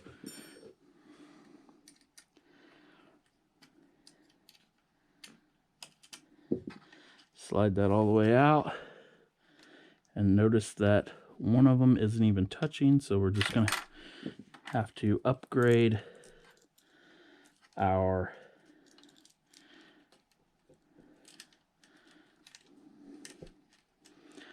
my one isn't even touching, and I gotta wait. God dang it. I gotta wait for parts from them. Better be from them. But while I'm waiting on them, I might as well buy the upgrade kit for this ending, since they're kind of making me do it. Because you can't just have it using one. So I'm gonna make it go out and use only one. But as you can see, it kept falling off. Can't get any tighter than that.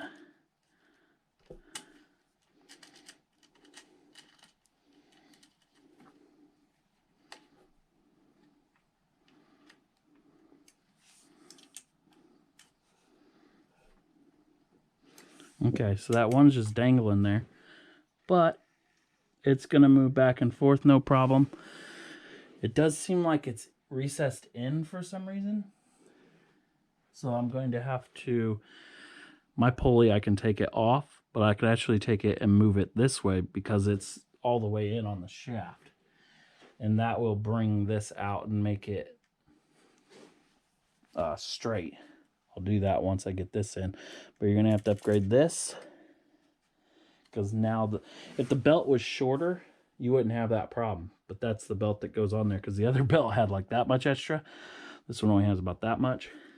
But yeah, that's what I didn't show you guys on camera. I did that. Put the end on there. So now we're going to put the power supply in. If you guys look right here, there is 2 holes. As I said earlier, I did it off camera, but these were up here.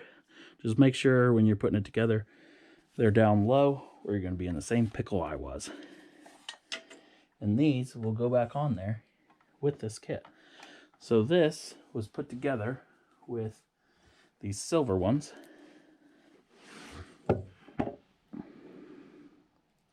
Just getting the right stuff here.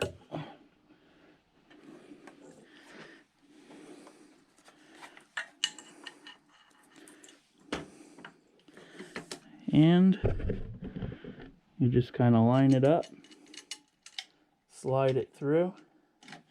Now, if anybody wasn't watching the whole video, I am doing the software. I'm doing a couple different videos, but I am not doing the video on setting up the software with this. To set up the software, I will have a link in the description below of how to set it up for the Ender 3. I don't really need to set it up because I already have it set up. So you'll have to use that video and set it up. Now, if you already have software and you've already recoded your printer at different times, you know exactly how to do the software, and it's one of the simplest things to do. It's actually kind of fun. You can tell the printer to do a lot of cool things. And there we go. Power supply's in. Now we just need to hook up some more stuff. Oh, I also put in the clips that we originally took off. I think they'll slide right off since this bar don't go clear across. But I don't think there's much I can do about it. These end caps I'm not going to put them on anywhere. The only place I could see them putting them on is right here because you actually use the ends of that. So these end caps are almost worthless now. So let's plug everything in. Everything in. That makes it interesting. So here's our power supply. Power supply cord is way too long. Look how much longer it is. We didn't need it that long, I guess. I think it could almost went with the original power supply cable it came with it, but that's nice. We'll just throw that down there. So we got that. That needs to go that way when the board goes on. That's for the board. That's the board. That goes... Now, I already have an extension cable. This may confuse people. I have an extension cable because I made mine taller already. So E, that's Y.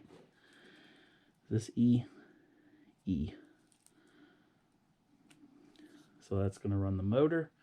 And then this is going to run something else. I'm actually all confused right now, but we'll get through this. Okay, so let's put the board on, slide it in. Oh, I know what we're missing. Not really going by instructions right now. I'm going to use my slipper, my house slipper, to keep this thing in the air because it keeps wanting to come down. And we are going to put in the axis stopper. Now it's this one. I can't really show you guys like what's best, but there's a stopper right there. I normally base this off the bed, how warped your bed is, which my board better not be warped at all. But yeah, these you just tighten down. You stick in there and tighten them. You know how to run these things. But yeah, I normally adjust mine later on when you tell it to go home. And they give you 2 things for this, but normally I only get 1 to work right. And of course they both work right.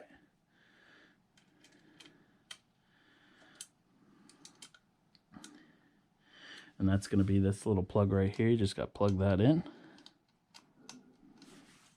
Unless you're using BL Touch. And I will show you guys all that. See that little lip right there?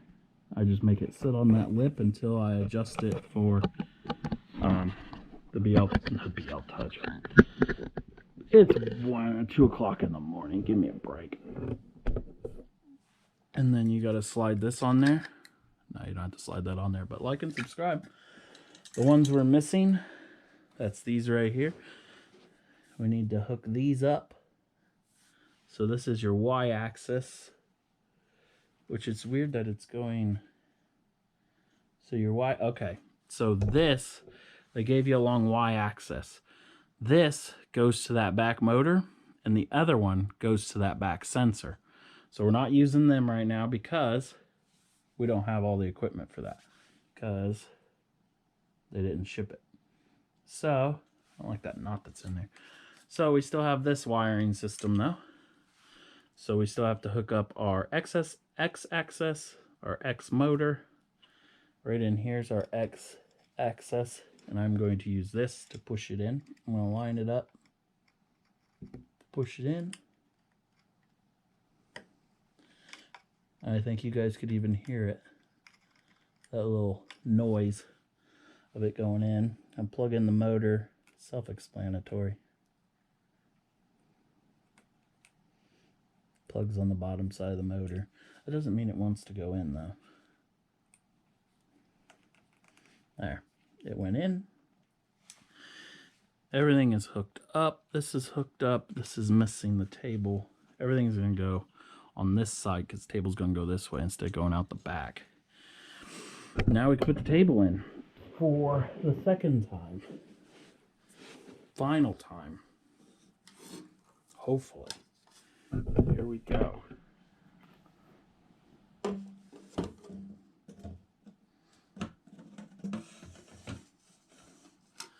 Okay. So I don't want that to like come down. I still want it to be up like that. So did I get all the wheels on? All the wheels are nice and steady. Let's go back here and hook this up again, but for the final time. Oh, just lay down with me. Say job well done. No! The slipper fell. Whew. Just in time. So again, these y-axes, or whatever they are, y-axis, this will plug right into here, which I guess there's a different bracket for that, even though it's screwed in kind of like the original did. And then this will screw into the motor, or that'll fit into the motor. Now we got these, which again are the nice quick fittings. Luckily they're quick fittings because I've had this apart how many times now? And if you want to upgrade the board, look how simple it was. You don't even have to go deep into the motherboard and figure out what cable is what now. There we go. Them cables can just scooch under there. And as that thing wanted me to do, okay, I guess I didn't get all the wheels on right, because this thing's falling. Did I not get the right front wheel?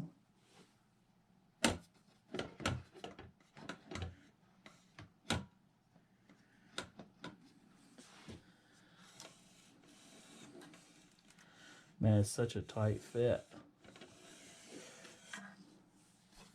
Don't quite know what's going on.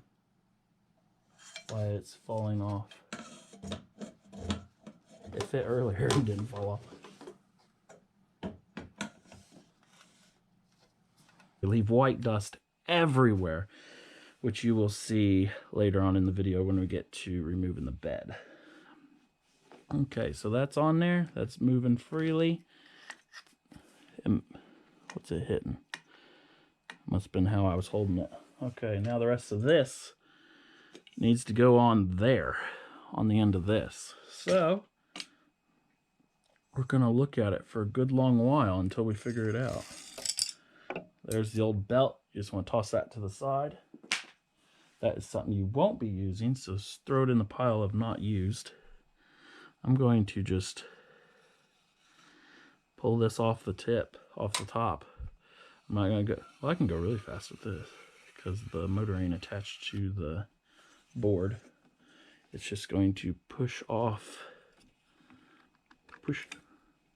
maybe it won't push off. You gotta manually run it with your fingers. It popped right off. Also with this, I've never replaced these wheels. These wheels are still good. The wheel there and the wheel there, that's still good. Okay, so we're still using this. So I don't know why I just took it off of there. Whatever. We'll take this off of here though. So it looks like I gotta take off this bracket, which I wish I would have 3D printed a different bracket because I don't use this anymore, but we'll take this back bracket off, which is easier to do now that I took it off for sure. And this is gonna spin this little nut in it. So we are going to need,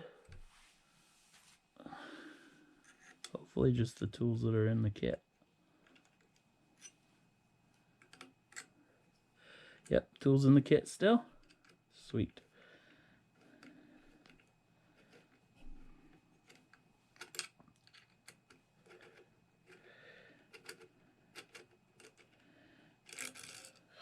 I hope I remember all this. Sometimes you guys see me pause the video. It's also to pause it and go back and look how all this was together. Okay.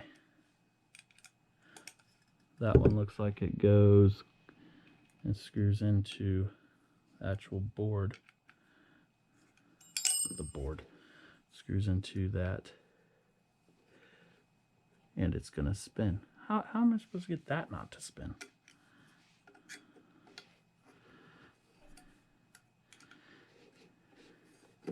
So far it's pretty nice, not having distractions doing this. If you have distractions in your house, there ain't no way you're gonna get this done. Okay, so I don't see how that, there's a nut down in there. I don't see how I'm supposed to get that nut not to spin to get that off there. So I put something there and clamped it, and it's still not wanting to release. So I'm gonna go ahead and do this one. Actually, can I just bypass that? I could bypass it and just go through these holes right here. I don't know, that's what you got to do anyways. Jesus. You know, I thought about doing this whole thing just like everybody else has and just uploading the video, but then I was like, no, that's what everyone else does. Okay, I went through the hole. I guess I gotta show you guys. I went through the hole, and there's one right here, and there's one right here. I'm believing when you assemble this, when you originally bought your Ender 3, you had to go through here, because I remember these holes. So if you take them off, then look, you can get right to that bolt, that nut. I remember them not being easy to put on. So here's another piece we will not be using. I don't know if you guys can see all that dust on there. That's a little bit of the dust that comes off of them tires. So now we have this. I don't know if you guys have noticed, I did upgrade my motors. These motors are the same size, same everything, but for some reason they don't get hot one bit. They're super quiet. My whole setup is super quiet. I got the 4.2.7 silent board, and you cannot even hear this thing work. Well worth whatever I paid for that. Okay, so did we even need... Okay, so I don't think we need to take this wheel off. So let's put that wheel back on. Which ain't gonna be easy, because we're already missing the parts to put it back together. Where'd that go? Well, it's silver. Oh, there it is. Freaking heck. That's gonna go in there. So you don't have to take this off. Hopefully nobody just watched this and then did it and then unpaused it and was like, ah.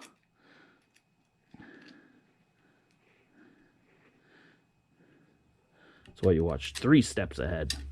Okay, got that in there. Gonna put the nut on it and tighten it up off screen. Righty tighty. Whatever gets it tidy. That's what works.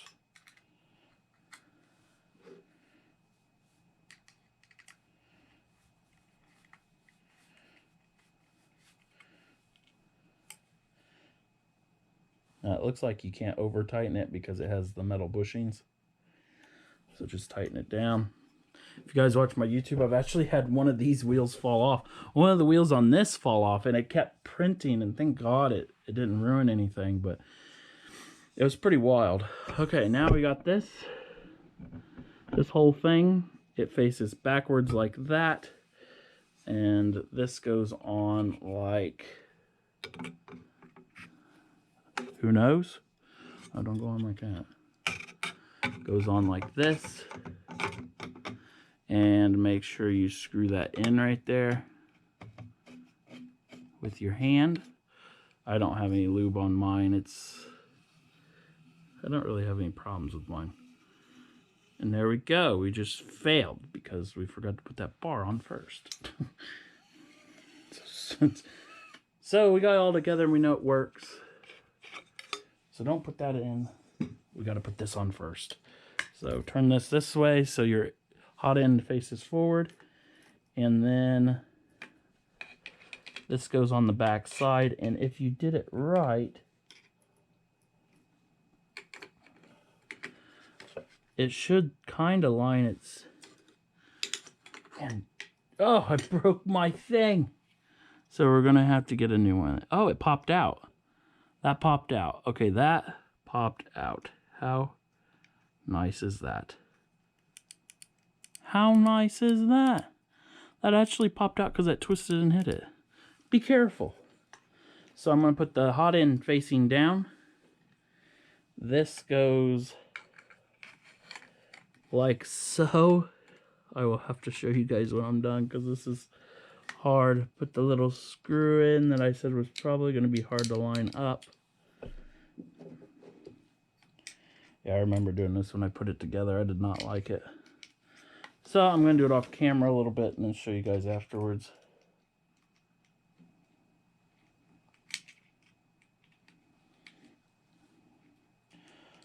I know I'm right this time.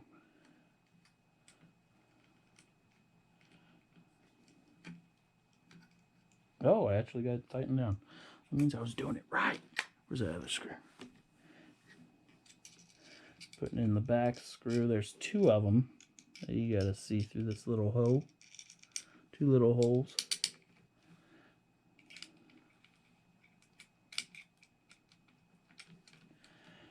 Yeah, keep it straight.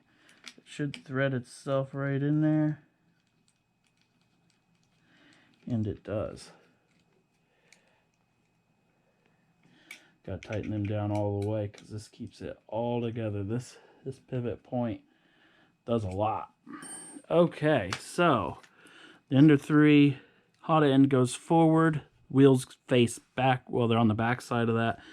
And then this is on the back side. Your whatever comes forward like that. Then you're going to have to put the belt in there. I'm not going to put the belt in there yet. But if you put all this right, this goes into this spot and kind of like fits in a groove. And then it's them 2 bolts right there. Them 2 right there. Now you can see them. Them 2 things right there. You go right through there. And wiggling around, it should tighten right up and you're all good. Now it slides onto these posts right here. Mine slides very nicely. I'll slide it on like that. I'm doing everything backwards. You want to slide this one on first because it's geared.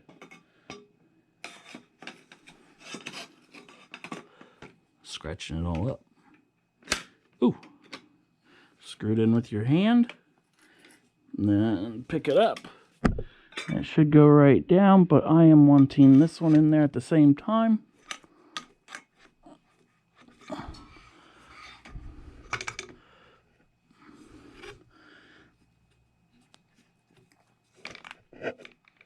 There we go. It's going to slowly go down to the base because it's super heavy now. Now I'm going to be putting that top one across here. And they gave us some good length screws, I think, for that. Oh, we got really long ones for that. Pretty sure that's what them are for. No, them go through the bottom. You're going to want these. I got 3 of these. It's these littler ones. This thing is pretty heavy. So, prepare yourself. Gonna go down here. The paint is definitely a different color. Maybe my paint is a bit dull. I did scratch it up a bit, but this thing's a workhorse. It prints 24/7 for the last 9 months, I think. And we finally grown out of the print size. So now we are upgrading the print size. Just putting in the top bolts. Hopefully you guys seen both sides. 30 minutes in and we actually showing some progress. Okay. So that's all 4 of them. I'm actually going to tighten them all the way down. Pretty sure that'll just hold everything tight. And I don't think we did anything wrong by starting with that, but that's going to be the new build width for sure. We can put the belt on there at the end. Right now I just kind of want everything to move freely. If I'm putting wires on, I kind of want it to move where it needs to be moving. Plus these wires probably need flipped around and all kinds of stuff. Who knows? I know they do. So there's our old build and there's our new build. So we're going to put that back over there. And I'm probably going to go look at the instructions for a little bit. So far we've gotten rid of these 2 light pieces and a belt. It's the only pieces we won't be putting back on. And toss them to the side. Nicely.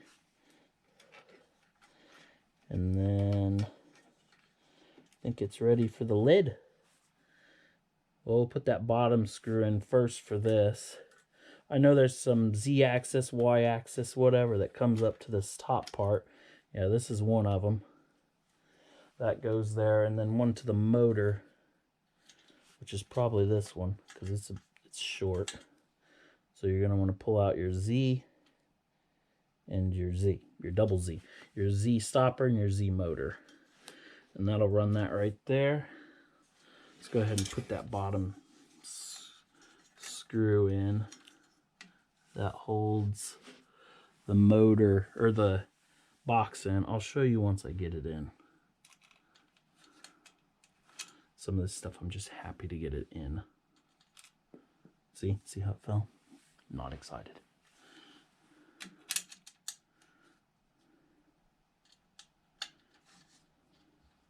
It's looking like I'll still be able to use my tray that I had on the end. It's actually right here if you guys seen me take it off. I had a tray on the right side. I think I'll still be able to use that. Right here's that screw I put in. Everything's I can still get to my SD card, which is nice. My USB for formatting or whatever. The wires still go through here. This, I wish they would just design something so that this, I don't know, I guess it works. But there's no picture of this bar being in here, but we put the bar back. Whoa, look at me. There's no picture of this bar being here, but to me it makes sense to put it back in there. There's nowhere else to mount this. And we are mounting it just how it was.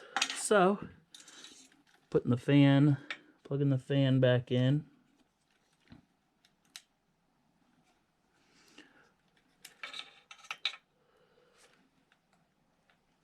To its original hole, I think. It's not wanting to go in there for it being the original spot. I guess I got it backwards. Yeah, I had it backwards. Okay, that went right in. I have a nifty little spot that slides right into there. Look how nice that slides into there. Gets a little bit warm, but this fan kind of controls all that. So when you get all this back together, make sure your fan actually spins a little. A lot of people put this on here and don't spin the fan. What if one of them wires get up in there? You would never know, would you? Yep, mine still spins. And mine had this weird cover on it.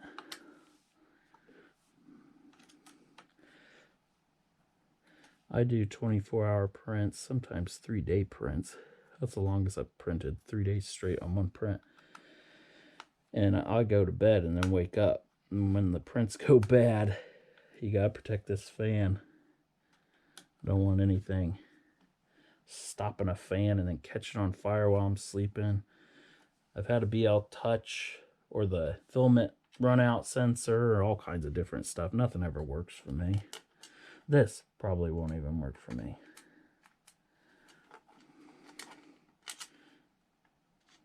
I've never had a BL Touch work right. And I've done the software just like everybody shows. Putting that top screw in, that lines right back up somehow. Which is just excellent. And there we go, except we got that wire pinched right there. Let's open the back up a little bit and see if I could shove that in without. There we go. Popped right in there. There we go. Actually looks pretty tough so far. Also, all these things lining up, the screw underneath lining up, and this all lining up over there, that also helps you keep it all squared up. In case you don't have a square, I'm actually going to square it off screen because it's not the easiest thing to do. Okay. I'm going to assume the next thing to do is to put the rolly thing in. That's what we're going to call it, the rolly thing. I'm going to keep the end caps. That's another thing. The only thing I did not show you. So these had end caps on them. I took this, put it like this in the channel. See how it's sticking up like that? And then I took a crescent wrench and banged it. You didn't see that. And you did not see me install them screws on the bottom of this board.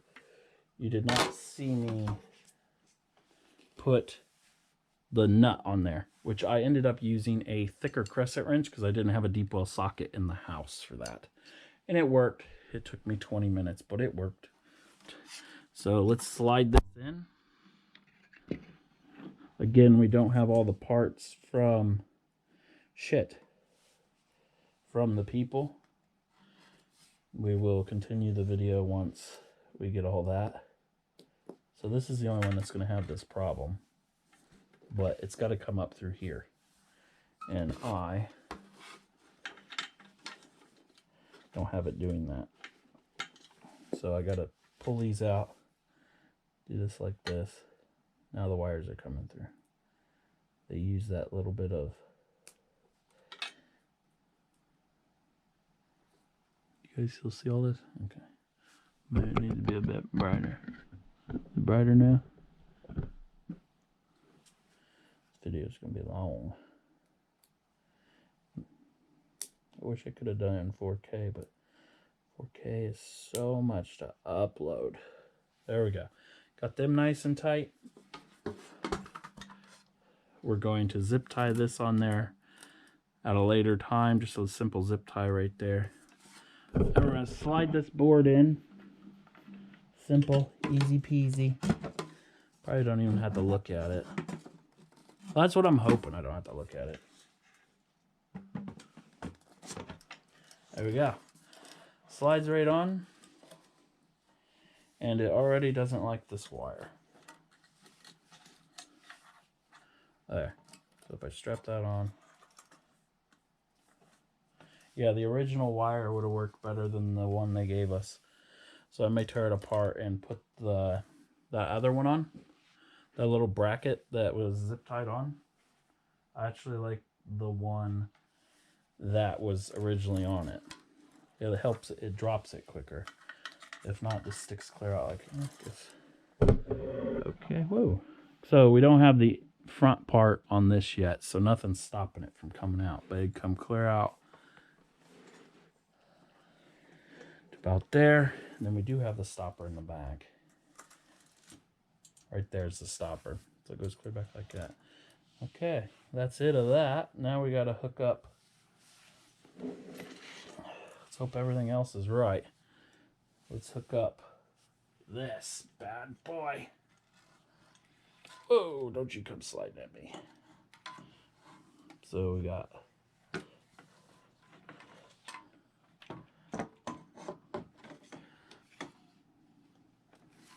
okay, so we're gonna tip this back. It's gonna be mad at us for a second. It's all gonna fall. So we're going to use the really long screws that they provided. We also have some, but no, these are mine.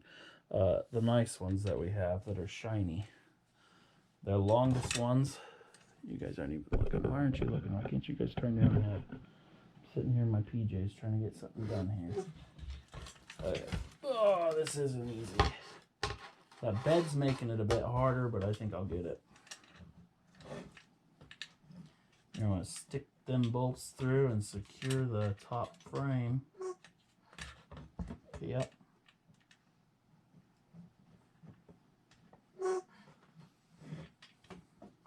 Yeah, it's easier said than done. I am going to take this off. Since now we have it quick fitting.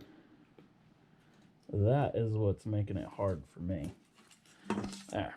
We're going to put that back on at a later time. And this should be a breeze now.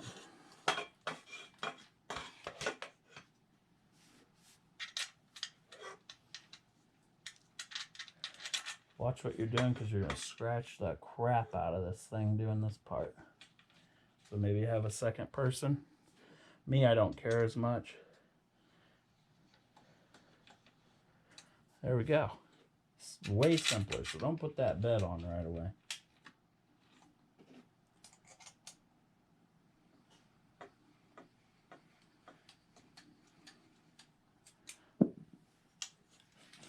So I'm going to flip it over.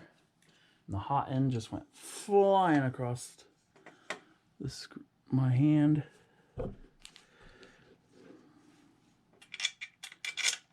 Slide them through up into the top. They went right in. Now I'm thinking if you do this really quick and don't have the pieces laying around or you didn't sit on the pieces, everything should just screw back in because it's been assembled before.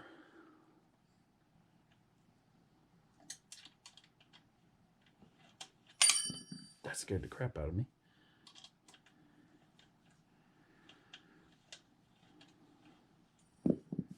Haha, didn't get me that time. We're going on about 4 hours, so I'd say about 3.5 hours it's taken me to get to here. The other time that I'm deleting out of what I just said is how much I've had to do reading instructions and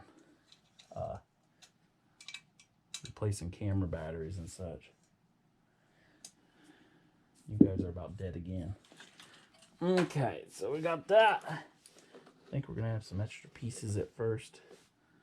So that's a few extra things for now. We tighten that down and just let that thing slam across. So I'm gonna plug in my Z-axis motor right here, which my light just shut off. Great. My light dead? I guess so. Guess it's dead.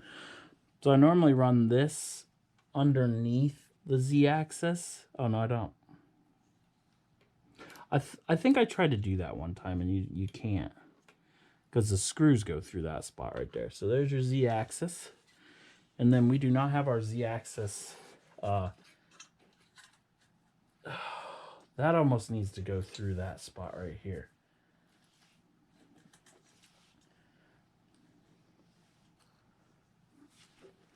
So you got to make sure all your wiring's right. I'm actually going to take this off, this back piece, put the wiring on the inside here because it needs to go right through this area right here. I'm going to do that off camera, I think. Who knows? You know what? Just let it go. Just let it roll. So all the wires need to come through this little hole right here. This little tiny hole right here. None of them are. So we got to take off the back. The back's easier than taking all the wires off. My foot's asleep.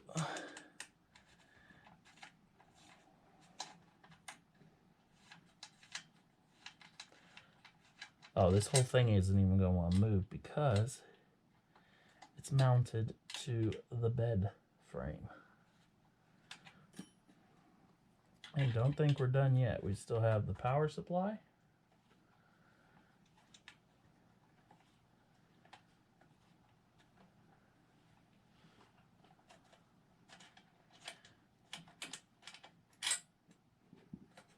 That won't pull out enough, so we got to take this off.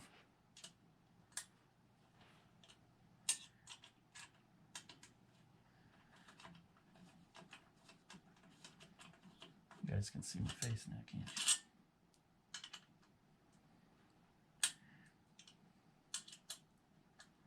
you? Mystery man. Nah, I have a gaming side of my channel which shows my face every night. Okay, will that come up? I'm thinking it's gonna scratch the crap out of it, but I guess that's what I gotta do.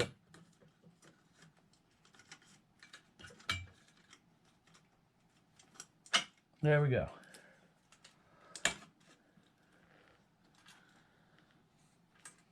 Yeah, everything's... The reason that's so tight is this is still mounted to that.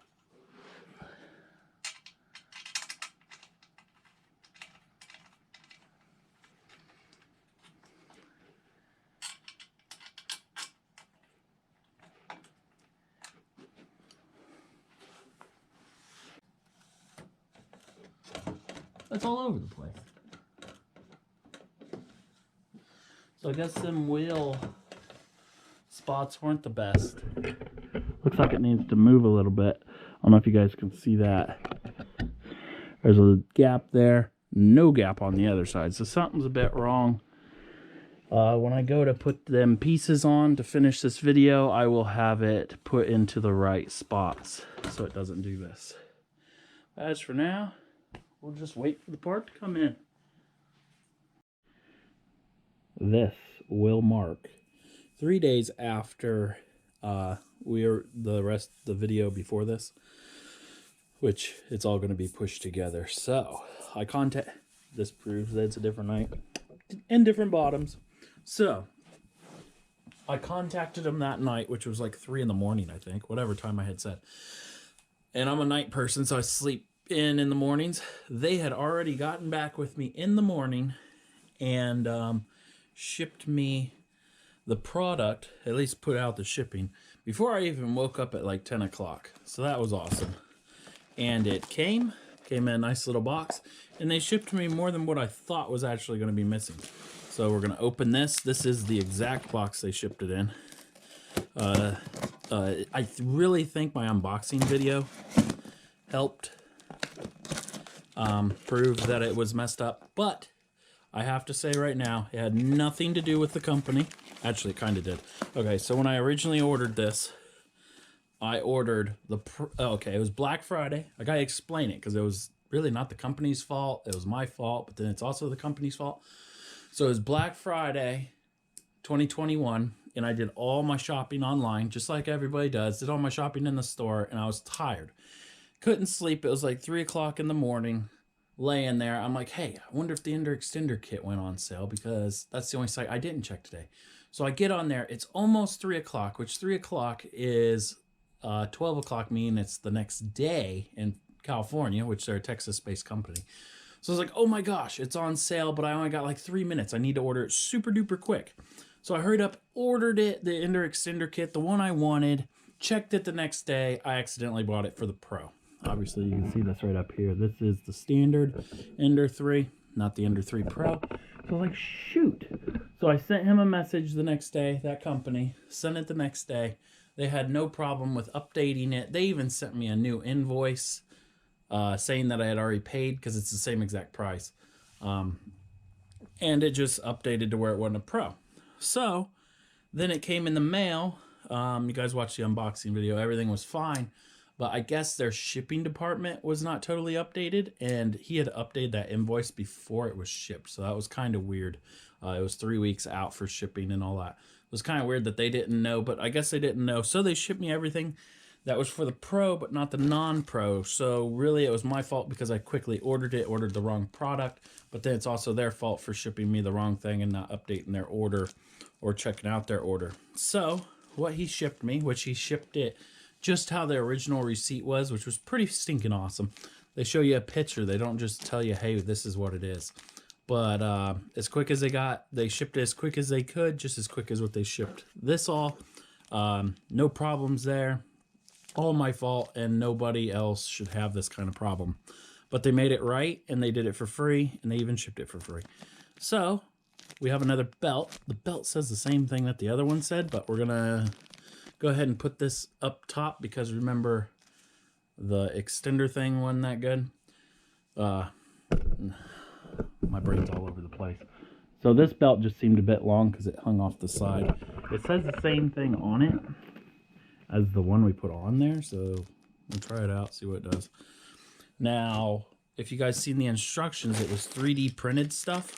Because I waited and they didn't ship me the right stuff, it's not 3D printed now. It's an actual bracket, which you can get on Amazon for $22. See, that bracket's going to go on the back. The motor's going to go through there for the bed. And then this may do something. I guess this goes right here. It's kind of a guide. I don't know. There's no instructions with that. I'm going to have to check that out a little bit. I'm sure it goes right there. And it keeps the slack out, I bet. But there's that. That came in the box. That's all that's in the box. Other than this, which it doesn't have to come with a motor. Hopefully it didn't come with a motor. Well, hopefully it does come with a motor, but I don't need an extra motor.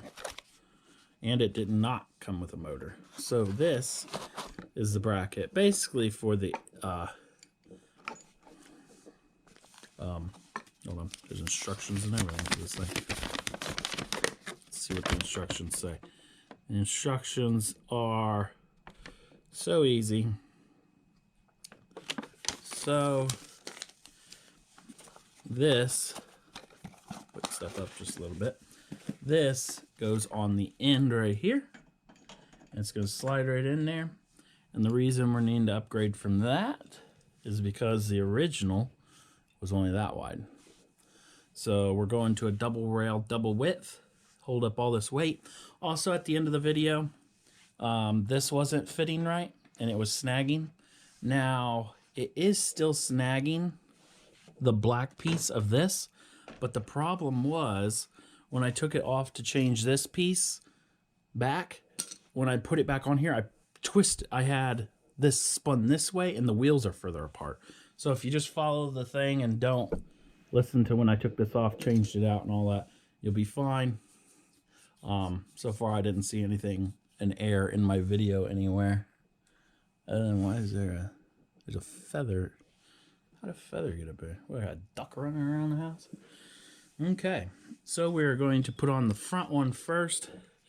Looks like this will pull that tighter.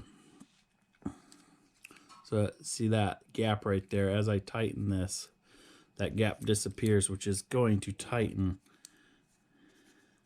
that belt. So I'm going to loosen it up pretty far. I'm going to slide this on. I can't lower you guys any lower. Oh, yeah, thanks. So everything just collapses. Okay, so just why do you guys keep doing that?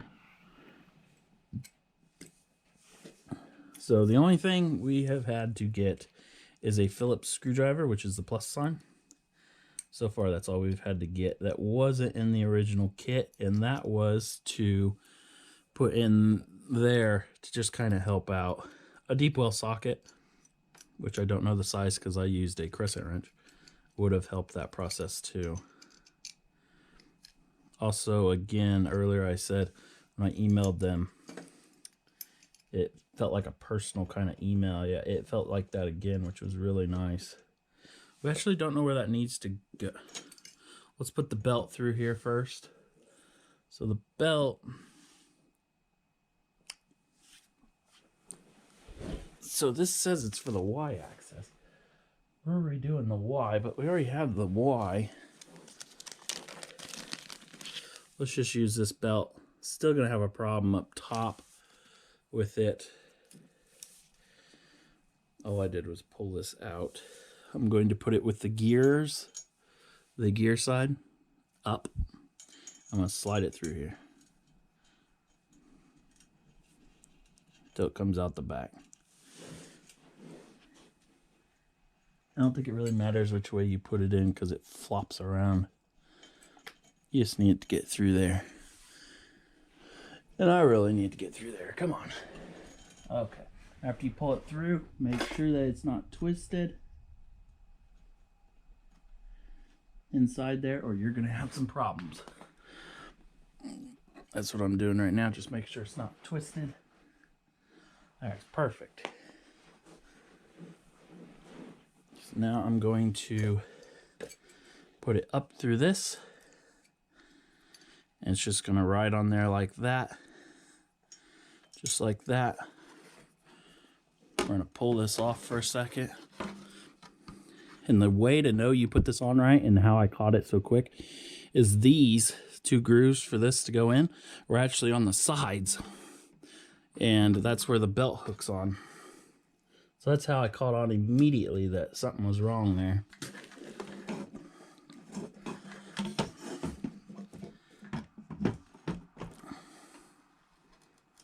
Okay.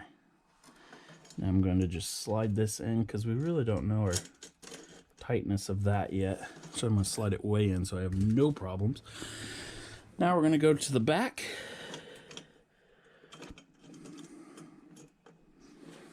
And we're going to have to put on that bracket, that metal bracket. Now I can't get you guys any lower to the ground. At least I don't feel like it. But we got to put this bracket here on. This bracket, and go just like that. Looks like that's going to go through. Again, look to make sure that didn't flip.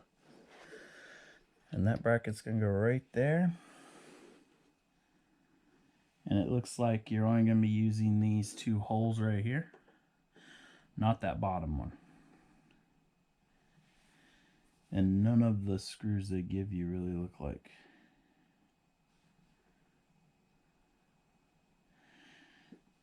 Kind of checking this out because it pulls the belt up. See how this cutout's kind of high? It's pulling that belt up kind of high. it's rubbing the... I don't quite get... I love doing live videos. You're looking at it like, huh? Okay. So we gotta do shorter. Is this not threaded? This ain't even threaded. That's great. So sometimes with aluminum you can thread stuff. This may be because of the issue we had earlier. Not happy that this isn't threaded. There's your two sizes. There's the size I know goes in there. So I'm going to get one shot at threading this, and we only have one screw, bolt, whatever, to do it. Yeah, we don't have any more. And the other ones, oh, we got two. We got two. So we got two, and it looks like I'm going to have to thread it in. Hopefully it threads once. Now you hope this metal is stronger. Now I'm going to thread it and then bring it back out. Here we go. Try to get it straight.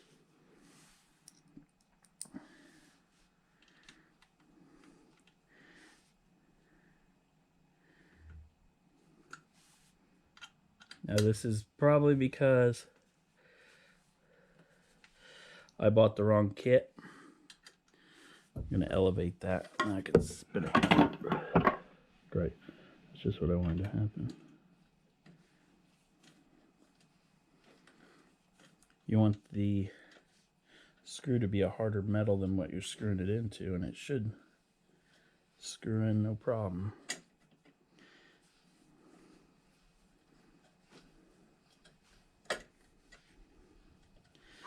It kind of feels like it was threaded, but I see no threads in there. You guys can't see that, but I can. If I pull this out and one side looks different than the other, I would say I just threaded it.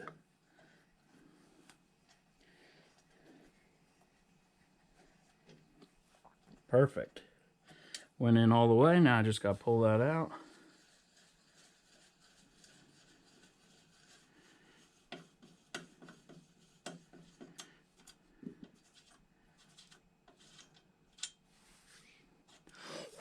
Yeah, I definitely threaded it. So I'll bring you guys down here and see this.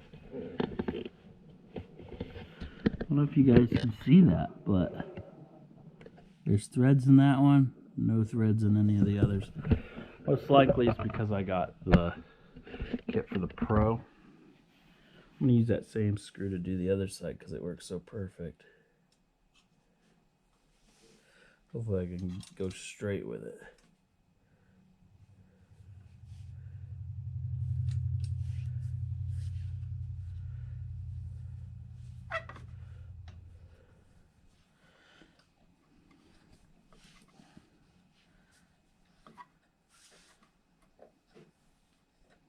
Yeah, I can feel me making that groove in it this time. The other side it went right in. This metal's probably designed for this screw to just thread it immediately because it knows that's what's going to be in it.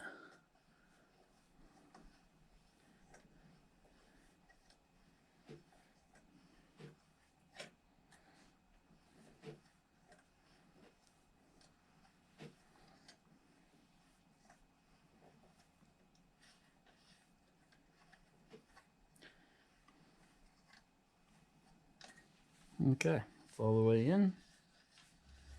A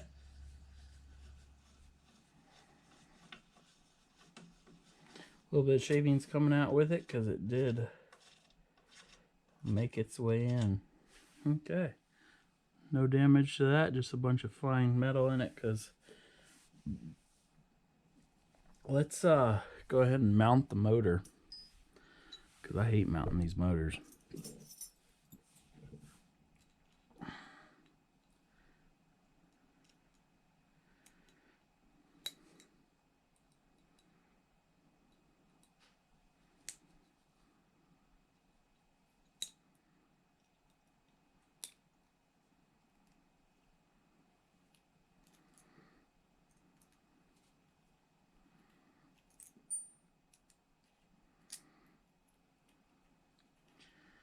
looks like I had, kind of want to put the plug in the same direction. I know I don't like it facing down, but is that what it was? Was it like that? Was it like that? Was it like that? How was it originally? Well, guess we'll get to put it how we want it. Old bracket, won't be using that anymore. Throwing that to the side. Gonna put this in. And I think I'm going to put it this way. Doesn't really matter because it's a 360 motor. I don't want the plug facing down in case something grabs it. I got plenty of wire. They really didn't need to give me any more wire for this, but they did. So we'll face it that way. I don't want to face it up in case the board ever hits it out the back. I could push it up against the wall accidentally and down. It could scrape something. So we'll put it this way.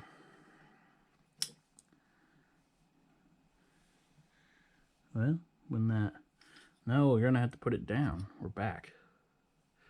Because when this thing slides all the way back, the gear could hit this facing forward. Oh, what a dilemma. So we're gonna face it backwards. Down, we'll face it down. Better chance of down.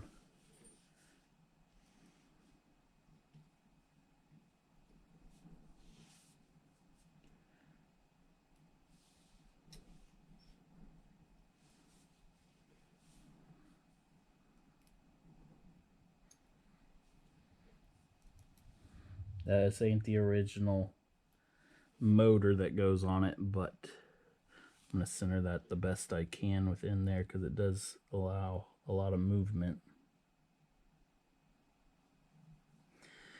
And I got all this off of Amazon. Motors are fairly cheap, cheaper than the originals, I think. And then this gear, I bought like a 5-pack. It's the same gear through. Okay, so see how there's two little copper things pointing down? Both of them got to be in there. I faced both mine up just in case they rub on the rail. I got it halfway in and then used the 90 degree of that to spin it how I needed it. And the board did not want to go back how I needed it. Nothing's quite moving right now. So we got to put that on there. Make sure your front area is lined up on that pin. My gear fell out here somewhere. It's way over here. We have a shanked shaft. You guys can see this. I got a shanked shaft on there and I want one of them to go on there. So we're going to line it all up. And then I'm going to go down here and pull this out just to where it's a little bit tight. And we put it in the wrong hole. Oh. So we put it on the top rail. It's supposed to be on the bottom. So now I have to put it on the bottom. So do not put it on the top rail, put it on the bottom rail. I just pulled this little pin right there and did it up. Go ahead and loosen it up all the way. So that's in all the way. And then don't do what I just did there. Putting the gear back on this side, I took it off camera to do all this. So now that it's on the gear back here, pull this out all the way and tighten this one down. Tighten these down.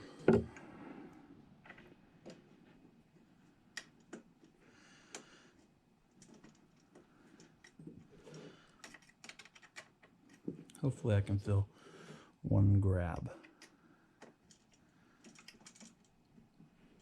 That one grabbed a little bit. That one definitely grabbed.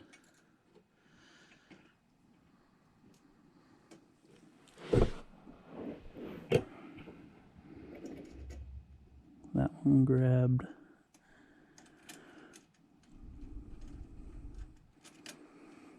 And that one grabbed. Nice. So 3 out of my 4 grabbed the rail.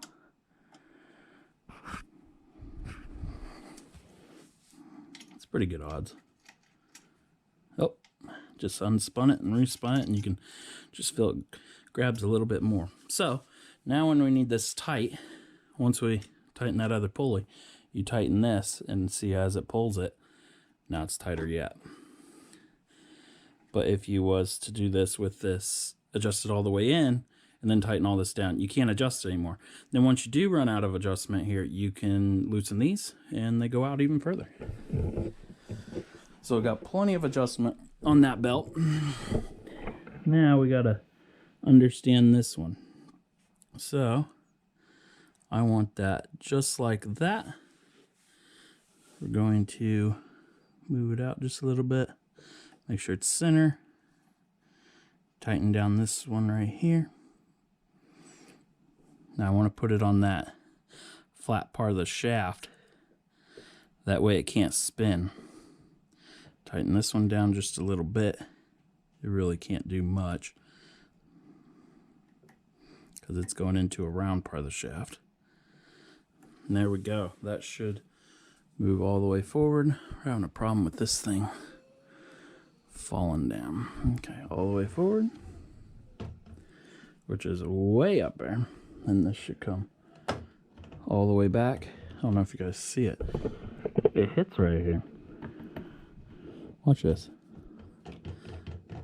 Man, my table moves like crazy.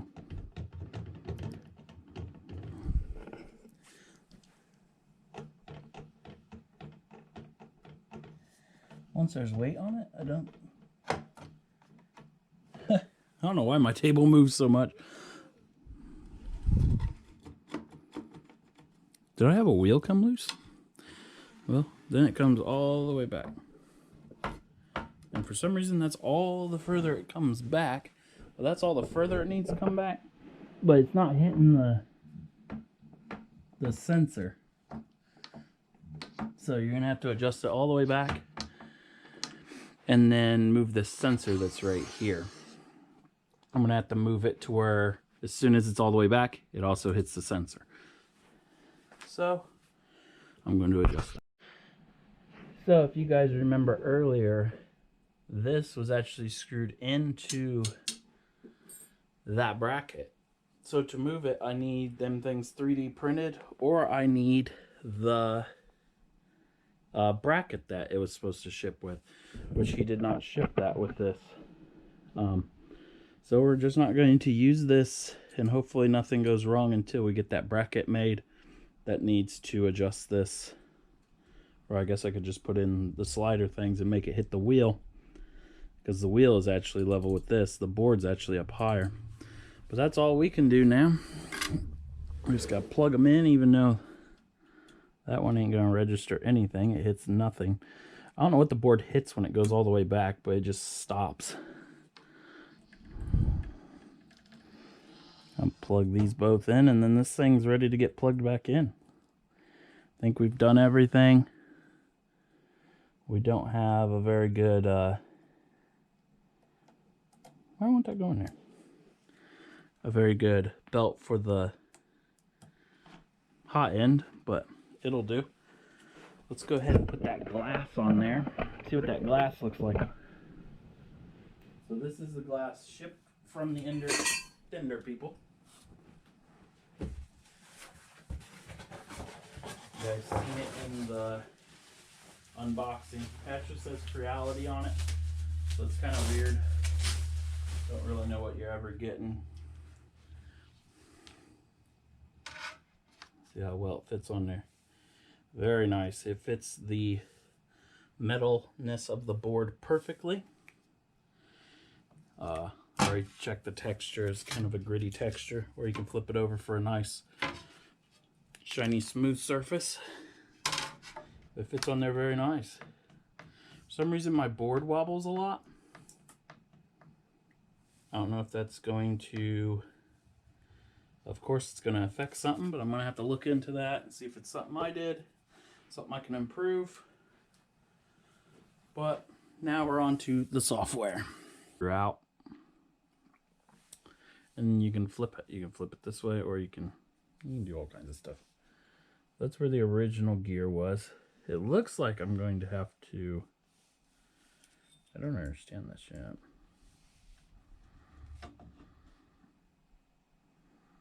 So I'm going to have to flip my gear, which is fine. Okay.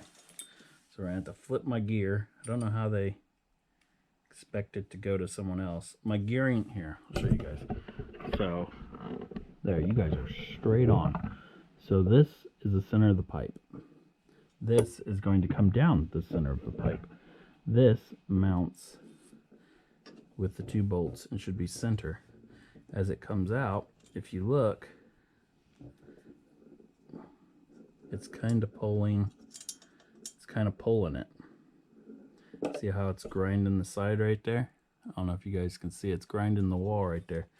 So I'm going to spin this so then my gears are on the outside instead of this metal part. As you guys fall over. Guess you don't want to watch the video. Will you quit falling over? Oh, you're not telescopic at the moment. Which is very simple. Since I don't have the original stuff, I really can't speak for anybody else how that's going to be. So, I gotta look down that hole, make sure it hasn't flipped and I can't see a darn thing. Oh. And when this thing crashed, it took... Gotta put this platform back on here. If it wants to go on there. You want to go back on there? Do you want to get back together today? Oh, Jesus.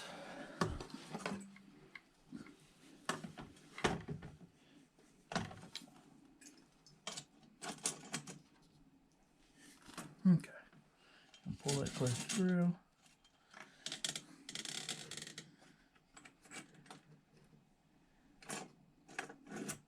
Okay. Now I can look down that tube and see if it has spun, and it hasn't. I'm gonna let that do its own thing for a little bit. Gonna put it through this hole. Spin it around. Then I'm gonna put them 2 bolts in. I'll take that off for now.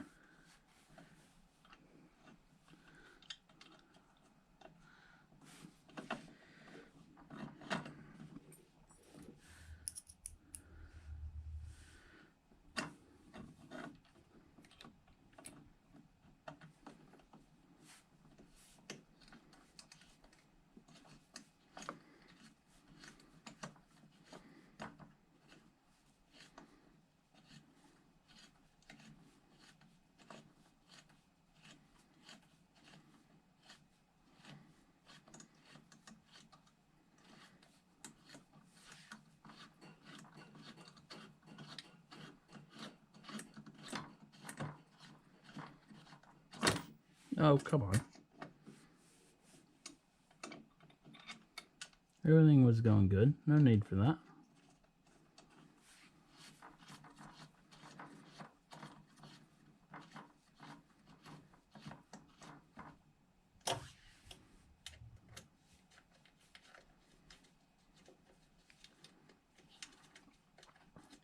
Hopefully the bed clears that.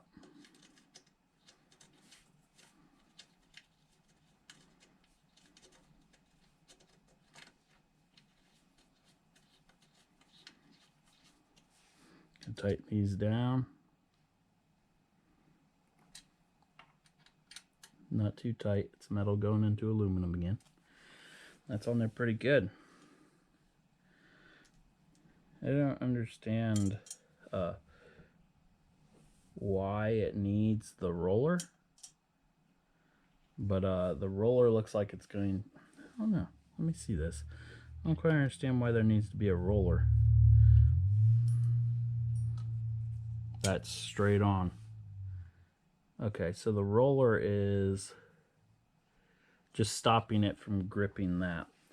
So I'm going to put the roller on there, and then I'm going to put that where it needs to be, and then tighten it down. It's kind of nice that I get that choice. I'd almost recommend anybody that's doing this to get this kind of setup with the motor and the removable gear. It's making it a lot easier for me.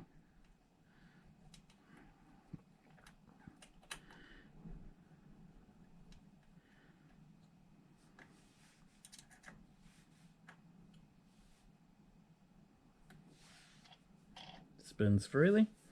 Now this should just pull around, go right on top of that, and it just kind of lifts it up a little bit to keep it off there. It doesn't even touch the bottom. It's really close, but it doesn't touch it. I'm going to, I don't space out anymore. We don't even have it hooked up, so we can't really speak. So now I'm going to hook it to the bottom of the board. I don't even know if I could do on camera. You guys know where it goes.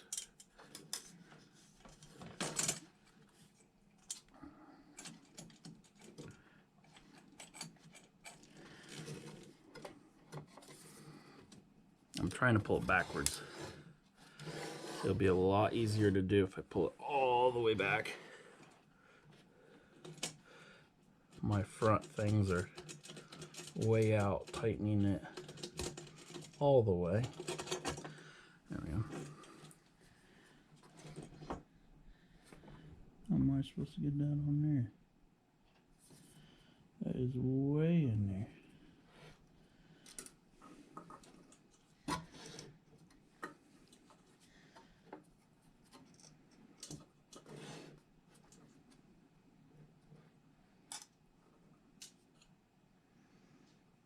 Oh, I gotta go cross-eyed to see that. So you hook this to the bottom of the board. As easy as I'm saying that, it ain't that easy. I'm gonna flip this thing on its something to see if I can get to it. I'll show you guys it at the end if I can. Did I twist that? Hello everyone, and I'm saying hello because I started this video. I know this is the middle of the video, but I started this video over a year ago in 2021, and it is now March 2023, and so many people keep asking me to finish the video. I don't even know if the Ender 3 is still a thing, but it is for me. Finally, I got enough parts, and people requested me to print stuff for them. I'm like, I gotta finish this thing. But I know the problem I was having 2 years ago was this, because I ordered it for the Ender 3 Pro accidentally, and then they sent me a bunch of crap. My fault, not theirs. But I ended up using these screws. I'm sure they have a name, I just don't know. These screws with that little thing in there, and put it on the rail and adjusted it to just before the plate that's down here. Here's the plate that holds everything. Just before that plate hits this. And when it comes all the way back, I'm not using my GoPro, so it's pretty nasty. Right there, I heard it click. It's right on the edge. If you cut out the plate a little bit, right there's the plate, it'll miss this. But I really didn't care about an extra ½ inch. And as you can see, it's really dusty. I have not touched this thing. I haven't even taken the plastic off. So that was one of the things. And then I've also moved in that time, and I had to prepare it for moving. That's another reason I really just fell out of love with doing it. Somehow my cords are on the wrong side. So if you guys are putting yours back together, make sure these cords are on the top, because as it goes over, it's just going to keep rubbing the cords and go bad there. Don't think I had a problem here. I did have to tighten that a little bit. Problem I was having up here was, again, because they probably shipped me the Pro because I requested it instead of the other one accidentally. Black Friday quick buy. I had to buy the extender to bring it out. And the extender didn't really work as good as I thought. And I took all the parts off of this, because this is your original that goes on the front of this. And I took all the pieces, the extra pieces out of there, and they all work so far. But here's the original that goes on there, and it didn't go out far enough with the holes. I had one on there, but it still wasn't far enough. I couldn't use a smaller belt, because then too small of a belt didn't work, and I wasn't going to keep measuring belts. So I just bought the extender, and then I can tighten it if I want. it's loosened all the way, but if I bring it in all the way, then this still doesn't touch, and this all kind of bends. Well, okay, there you can see it bend a little bit. And these screws were loose when I got it, no problem there, but I need to make it so I can tighten it a little bit. Still be able to tighten it a little bit. So that little nub right there is barely on it, but I have moved it back vigorously and it doesn't do anything wrong yet. So this is, I think, where I left you guys. I'm just going to throw the video together now. I do have it all sorted out. Next will be the... Oh, I got a big problem here. So you guys figure this problem out. I have horrible wobble. Watch this. It's up and down. It's not the stool it's on. It's actually wobbling on my... See, it's coming out of the track on both sides, and them are new wheels, newer wheels. They aren't worn out yet. But I had a little bit of wobble before, but I think if I print slow enough, I'll be all right. Or if I put all the weight to one side and leave the weight there and then adjust the table to that weight. Like, make it so it's never going to flip over. Another issue I had is because I have so much wobble, I went ahead and just cut this out so I'd never have a problem, because it could have been a problem in the past and I didn't even know it. But this right here, if I wobble it all the way to the other side, look how tight that is. But there's supposed to be a black piece. This black piece right here is supposed to go up and straight right here. Even if I don't wobble it, look how close it is. I've wobbled it all the way to the other side. Look how close it is. It just nicks it. So then when you rub it the other way, which mine is going to do until I get this table wobble done. Look, it just grinds it. Actually, it's caught right there.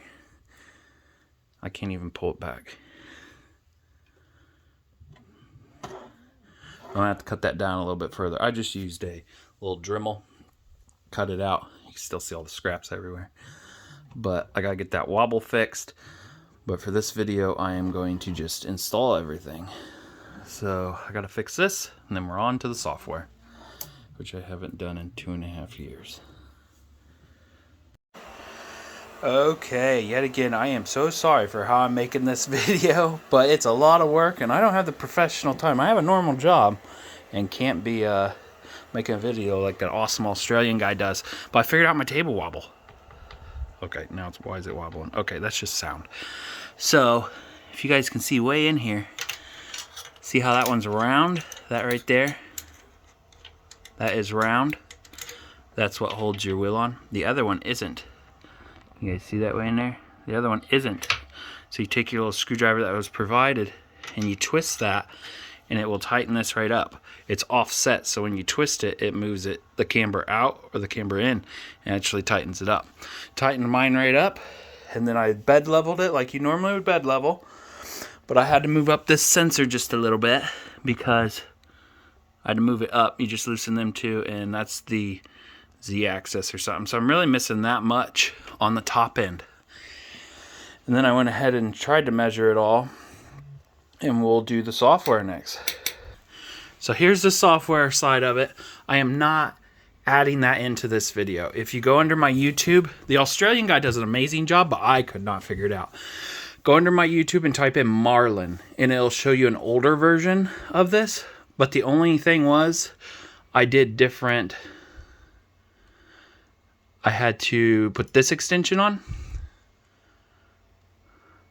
Auto build Marlin, which does not mean it auto builds, but I installed that one. That's the only difference from my other video I had.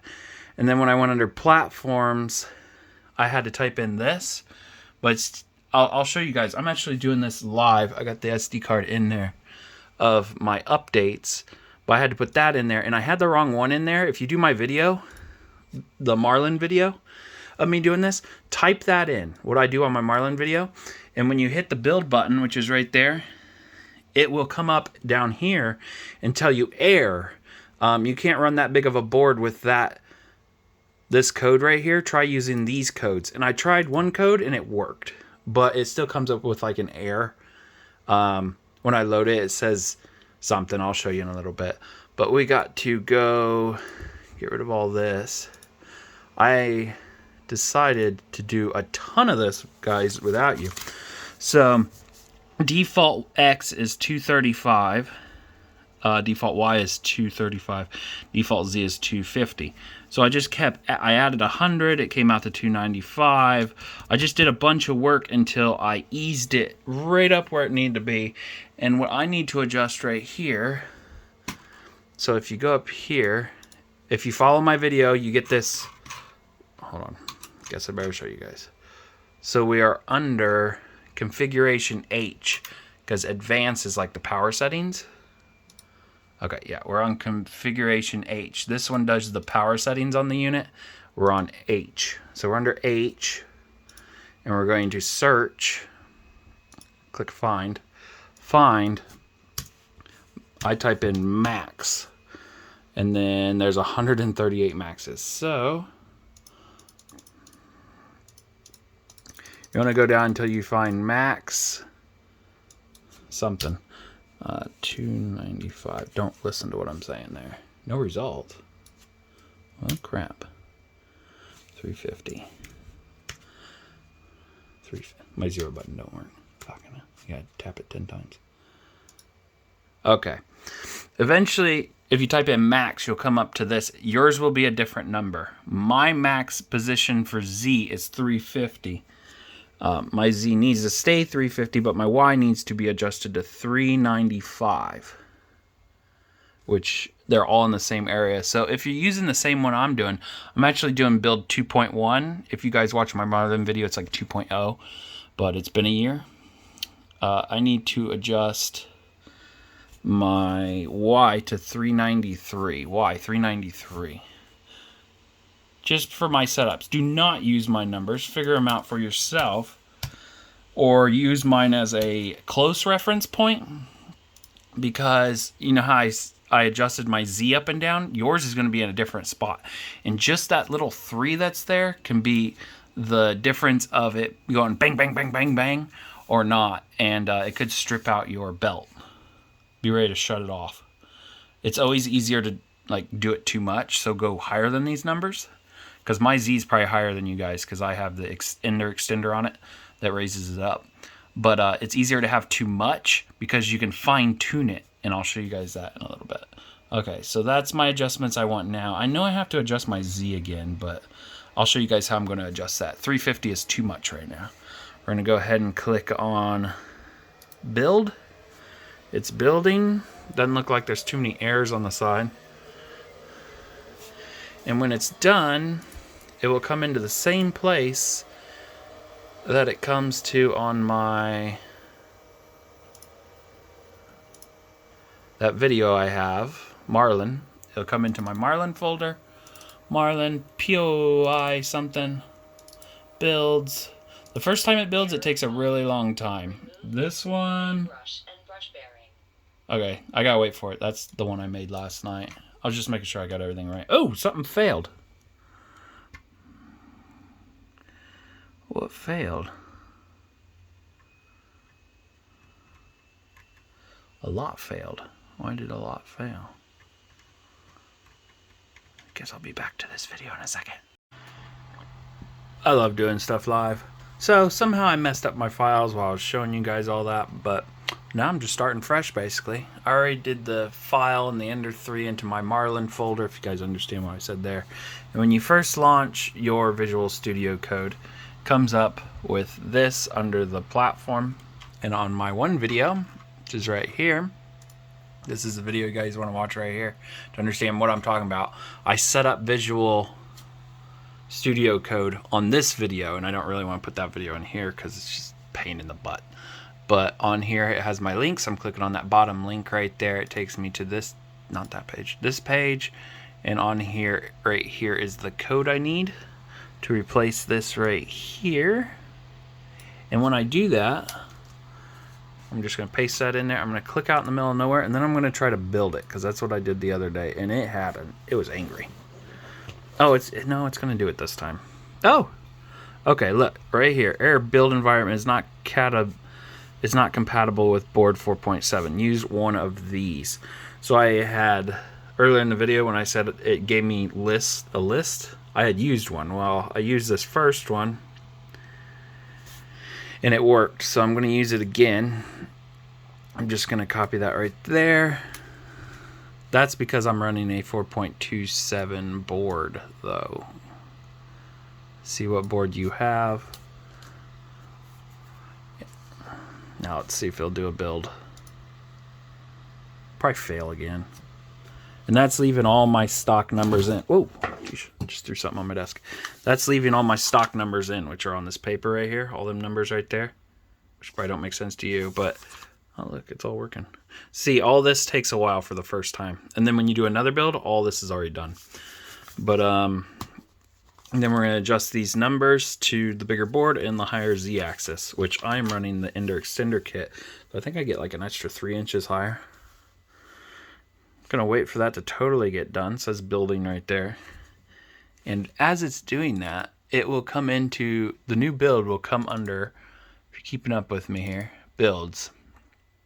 It's right there, but you're waiting for a CD to pop up there, like an old CD if you guys ever move stuff to an MP3 player or something. And once it's done, it will pop up there. You will see. It even says that's the file it's going into. Pio. I'm going to open another one of these just to show you guys what I did while it's doing that. So this is basically the only thing I didn't show you, my configurations. You go into here, you download it from also this video. It is the configuration. I don't use Creality's stuff. I don't like it. And then you go under examples, which I didn't even show you guys. And then you go down to the machine you have, which mine's up at the top. What am I doing? Right there. I'm an Ender 3 regular. And then I am a 4.2.7 board. There's tons of other stuff, or if you're trying to do your big tree tech. And then you click there and it gives you these files. Now I copied them files straight into the Marlin folder, which I had downloaded, Marlin 2.1. Then I clicked on Marlin again. And right here are them files. I put these files for whatever machine you have. My machine was this one. And I put them in here and replaced the ones that were here. That makes it so it starts up easier, I guess. I don't know. Don't know what I'm talking about. But if you're confused about what I just said, just watch that video. Okay, now we're going over to see if the build is done yet. And it is. It must have just got done. Yeah, it just got done. Took 2 minutes and 29 seconds. And there is a build if I was using the stock everything. So if this was the size of my tray, the extruder would only go to about here because we've added that much, and it doesn't know that. And then the board would only come out, and it would probably come out to here, and we still have that much. So we need to recode it to where it knows that that is there. So we go up to Marlin. Advance again. Remember it aired out earlier when I was showing you. That's all your power stuff. Configuration H. And I have to do this raw because and my first number was 235, but I think I could type in max.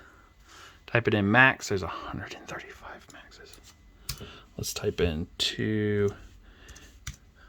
I wish I could rewatch my video because my video showed, there we go, max bed size. So everything's back to normal, back to the normal size. But I've done a little bit of testing. I'll show you the easiest way to do that. But my X is 295. Just type it in 295. I'm just replacing it. My Y is 395, which made it mad last time. 393, I mean. And then your Z that goes up and down. Now don't use these numbers. Again, do not use these numbers. These are my numbers. Depending on, remember that thing I showed you, wherever you put the Z-axis stopper when it comes down to home, it's going to adjust it. Now these give you a good estimate of where it's at. Now we're going to click build. And hopefully there's no problem this time.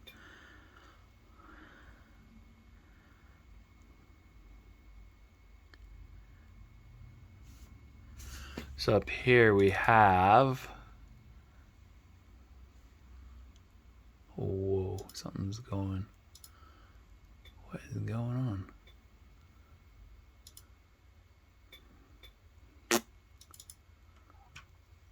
Oh, it pulled all the files. Okay, so I can't show you the build. It pulled all the files that were here with that little CD. It pulled all of them. We're under builds.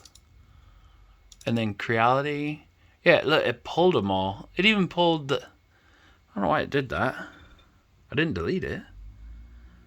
My phone's getting hot making this video.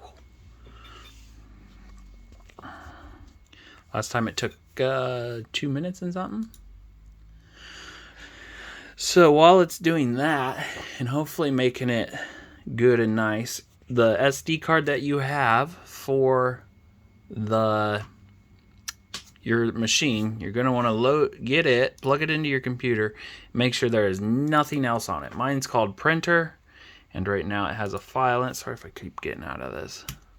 Also, I'm watching the video. I deleted it. It's an empty SD card. It says I have 4 gigabytes left. I thought that was an 8 gigabyte card, but I'm watching this video. It's still building. I was watching the video at the beginning of this, and somehow I had it running through the wrong mic. And it sounds awful. And I can't even stand hearing my own voice when I make a video anyways. But sorry about that. Shaking.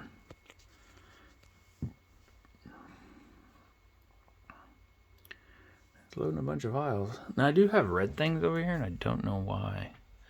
And you can click and go check them out if you want. But if it doesn't say there's a problem, which I may try a different number under the platform, but I'm just trying. Oh, looky there, 2 minutes and 4 seconds.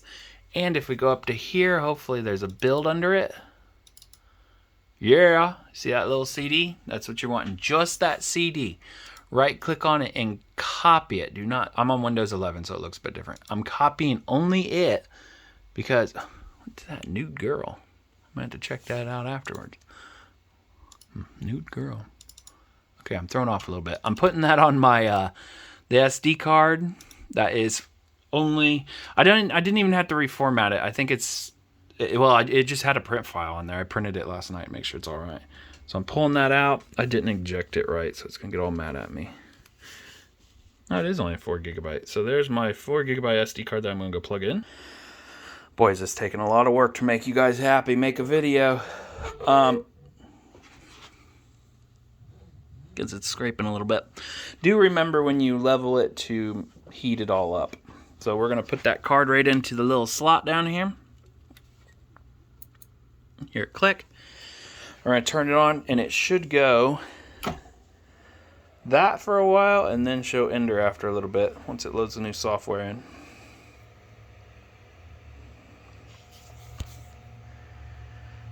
There we go.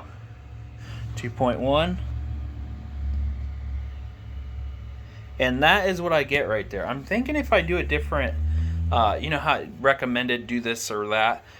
I think if I do a different one of them, it may get rid of this ignore message. If I just hit ignore and everything will work. But I'm going to show you guys. You got to make it go home first. But remember, mine is up a little bit right here. It's definitely not down all the way it used to be because this bar is thicker now. So this is up higher. So your Z-axis is going to be in a different spot. So I've tried to level mine. Maybe because it's not hot. That's why it was squilling. But we are going to manually adjust it a little bit. I'm going to show you guys how to figure out the numbers that you want to get. Okay. So obviously home is over all the way. It hits the little stopper there. Can I turn on my light after I've already started a video? Guess not. So, if you do not adjust them numbers right, it's going to stop right here, right in the middle. So, what's nice is if you put the number in there too much, see, X is your left and right. But if you put it in there too high of a number, here, 250 is the original. Right there is 250, so it's going to stop right there. So that programming we had to do was to tell it, hey, your board's wider than that. What's nice is you can type in too many numbers. Mine's 295, I guess. Mine was supposed to be 395, I think. I think I put in the wrong number. What is it, X? Yes, it was supposed to be 395. My girlfriend was the one writing these down while I was fine-tuning it, and she put in the 2 instead of the 3. She just messed me up, so I can't even show you guys. I can show you guys a different access, though. Darn her. Okay, so let's move Z down to 10. Darn her. Credits in the video for her. And we're going to do the Y, I think. Hold on. Now I'm all just... Okay. So, doing the bed. The original bed is... Y. 235. Ours at 395. So to get it right, I put at 390. Look, 393. That's a weird amount. But I went over it. Really hard to see. I went over it. That's where I want mine to stop. And I'm going to have different holders that hold the board together. But if you go over it, the good thing is it'll go past, or it'll say, hey, you have no more belt, and it'll start skipping the belt. But if you go past, say I want to get it even closer, but let's go the other way, I guess, because it's maxed out right now. You can do little, them are huge movements right there. That's little movements, and that's microscopic movements.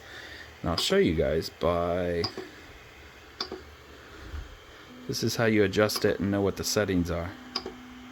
We're going to take the Z all the way up to... 250 is wrong now. 350. So let's take it up to 330.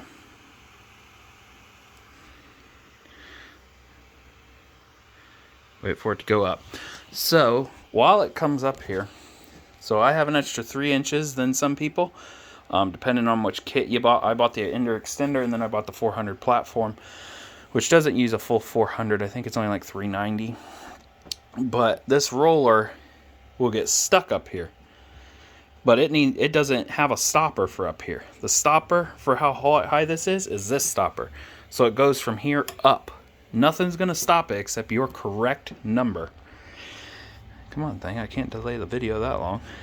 So this wheel, I got it to go right into this little groove just before it hits this. And that's where I like mine to stop. I'm not even going to really print that high. Maybe if I'm printing something small or rectangle that high, but I don't really do like masks and all that. I can't do a 4-day print and not have it mess up. Also make sure all your wiring's good. I'm going to do a little bit of adjustments on that. I have a problem. I got to put this on there. My wires keep getting caught behind here. Okay, here it goes. I got to feel it because I can't see it. Okay, right there is 330. Well, my original is... I don't know what the original is. 250. So 250 would be way down here. That's your original, but I added this much. 350 is my max, but we need to get it so that wheel just goes in that little crack. So there's 340. Okay, 350 is going to go way over that. So I need to go down to fine measurements. Now when I go up, look, God dang it. It's a hard screen to get. So I was on that adjustment to make it shoot to the top quick. Now I'm going to this adjustment. Fine tooth. Now we're at 341 because I did it without you guys seeing it. I'm just going to adjust it microscopically. Here, I'll lower it back down. Where is it? I'm looking at the wrong thing. There, I'm going to lower it just a little bit. And I'm going to raise it up into where I want it to be.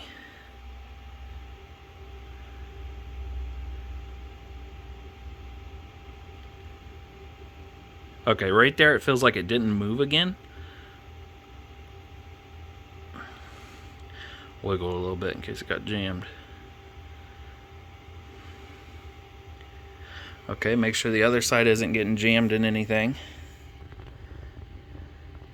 And my original setting was 250, of course. My one after I thought I had everything good, but I had a wobbly board, was 350. And now that I got the wobbly board fixed and I got this adjusted just where I need it, I am at 345. And I can go over that too. Watch. Here, I'll raise it a little bit, but it seems like it feels like it's hitting resistance. Can you see that? So 345. I could go 344 just to be safe. But obviously you want as much as you can because it ain't printing that high. It's printing this high, which is 12 inches, I think. So, remember, Z can go over that right now. Now let's go show you something. So that's really all you guys needed to know. Right now I'm kind of explaining too much, but I'm showing you that I had an error. Remember that was 200 because I'm blaming my girlfriend. And it needs to be 300. So I'm just going in there to fix it right now, and then I'm going to show you under Cura or whatever that app is. What is it? Yeah, Cura. What you got to adjust in there. But right now I'm just going to fix that, and then I'm going to show you guys that it fixed it. So that adjustment, the height adjustment I did, you're going to have to do the same thing to these others. Just fine-tooth adjustments. It's better to make it too high, and then you can make it lower as long as you don't skip the belt. So that one that was 295 is X. We need to make it 395. Whoa, 595. And then we liked 345 for that. Hopefully you guys can see all that. And then that's the build. That should make it perfect. I'm going to go in here and delete that other build just so I don't get it confused. Okay, gonna delete that. And then we should be able to click on this if I didn't mess anything up. Please work. So now we're gonna go under Cura while it's building that for us. I can see up on the top screen when it's done. Should be a little bit quicker this time around. So Cura is what I use. Cura, whatever, works. And they've updated a lot. I've only been on it once in the last year and a half. It was last night. I was like, what is all this? Like, for some reason, a 1.5 hour print now takes 7 hours. So I gotta get this shit figured out. Looks like it's all going through right. Still have the same errors that I had before. If you guys just want it to work, this video helps you out for sure. Come on, Kieran. Jesus. Come on. Are you mad at me? I'll use you more if you work. Haha. See? You just got to talk to it a little bit. Yep. How about you guys talk to it? Because now it's a white screen. Hurting me eyes. Most likely you guys see this orange because I don't like the blue light filter. Oh, I clicked something and it came up. Yeah, I don't like... Okay. So I don't really need all this stuff on here. So you need to go to Configure... Preferences, configure. So, and then you're going to want to go somewhere on here. I really don't know where I'm going. I'm just machine settings, printers, machine settings. And then here's your bed size. Now this stuff updates as you're doing it. Can you guys hold on?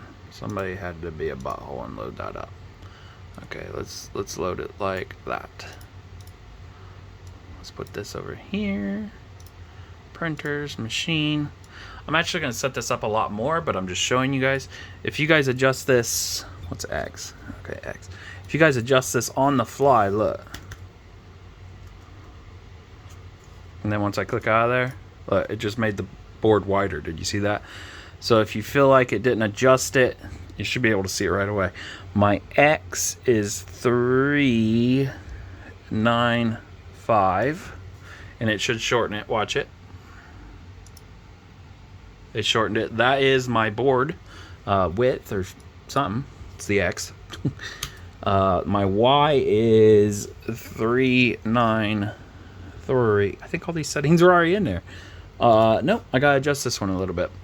And my Z, which is my height, so that it doesn't mess up while I'm away while it's printing, is 345.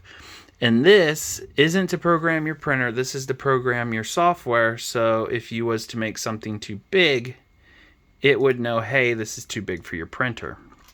So there is the printer size right there. And let's go see if this is done. Took off 30 seconds that time. Let's go see if it's in there, and it is. Let's go. I'm going to cut it this time. I'm kind of tired of leaving software behind. Putting it in my printer. And I'm just going to yank it out of the computer. Let's go see if it's fixed. Back at the printer. Trying to hit that little hole that they now hide from me. Should start up the same way again with the delay on the screen. Actually, I gotta end this video and restart it because I gotta finish it in 3 minutes. My phone's saying you're out of space. But I gotta home it before I do the next part. EEPROM error, which is fine. Motion, let's auto home. And I'm gonna have to pause it so I have enough video on my phone. Is it going down? It's doing something. We'll be back. Okay, so remember this would not go past over here because I had a 2 in there. Now I'm gonna lift it up a little bit because it's not hot. I don't want to scrape at my board. Went up a little bit. You guys can't see that. And then is my Y the right way? Nope, that's the wrong one. Okay, remember it stopped at 235. We'll take it to 235. It better hurry up. No, 250. So now that we updated it to 350, we'll go past. Yep, look at that. Now it goes clear over. Now you want to fine tune it to see where the edge of the board is for you. And mine is 250. They go to the 350. That's what I meant. 395. Wasn't 395 the up and down number? I don't know. Where? It's right there on the edge. I don't know if I really want to print on the edge. I may back it up a little bit. The edge isn't always the warmest place, and if I have a ring or whatever, it's going to be a pain. But now it goes clear over. I hope that after a year and a half, I helped someone out with this video. And that's my ender extender kit. Width, height. I don't think there's much more to explain. I did just have a problem with this. When you screw this in all the way, it hits this. So I cut it off, and I was using my little Dremel to cut it. With this pulled out, of course. And the shaft got so hot, it melted all this plastic, and I had to hurry up and cool it off in water, or it's going to melt. But that's it. And they do offer a magnetic table now. I love the magnetic table, but $100 for a magnetic table. I go through them about every 3 months. I print so much. And sometimes this comes out and stabs the table accidentally. So that's up to you guys. Thanks for watching. Hopefully I helped someone.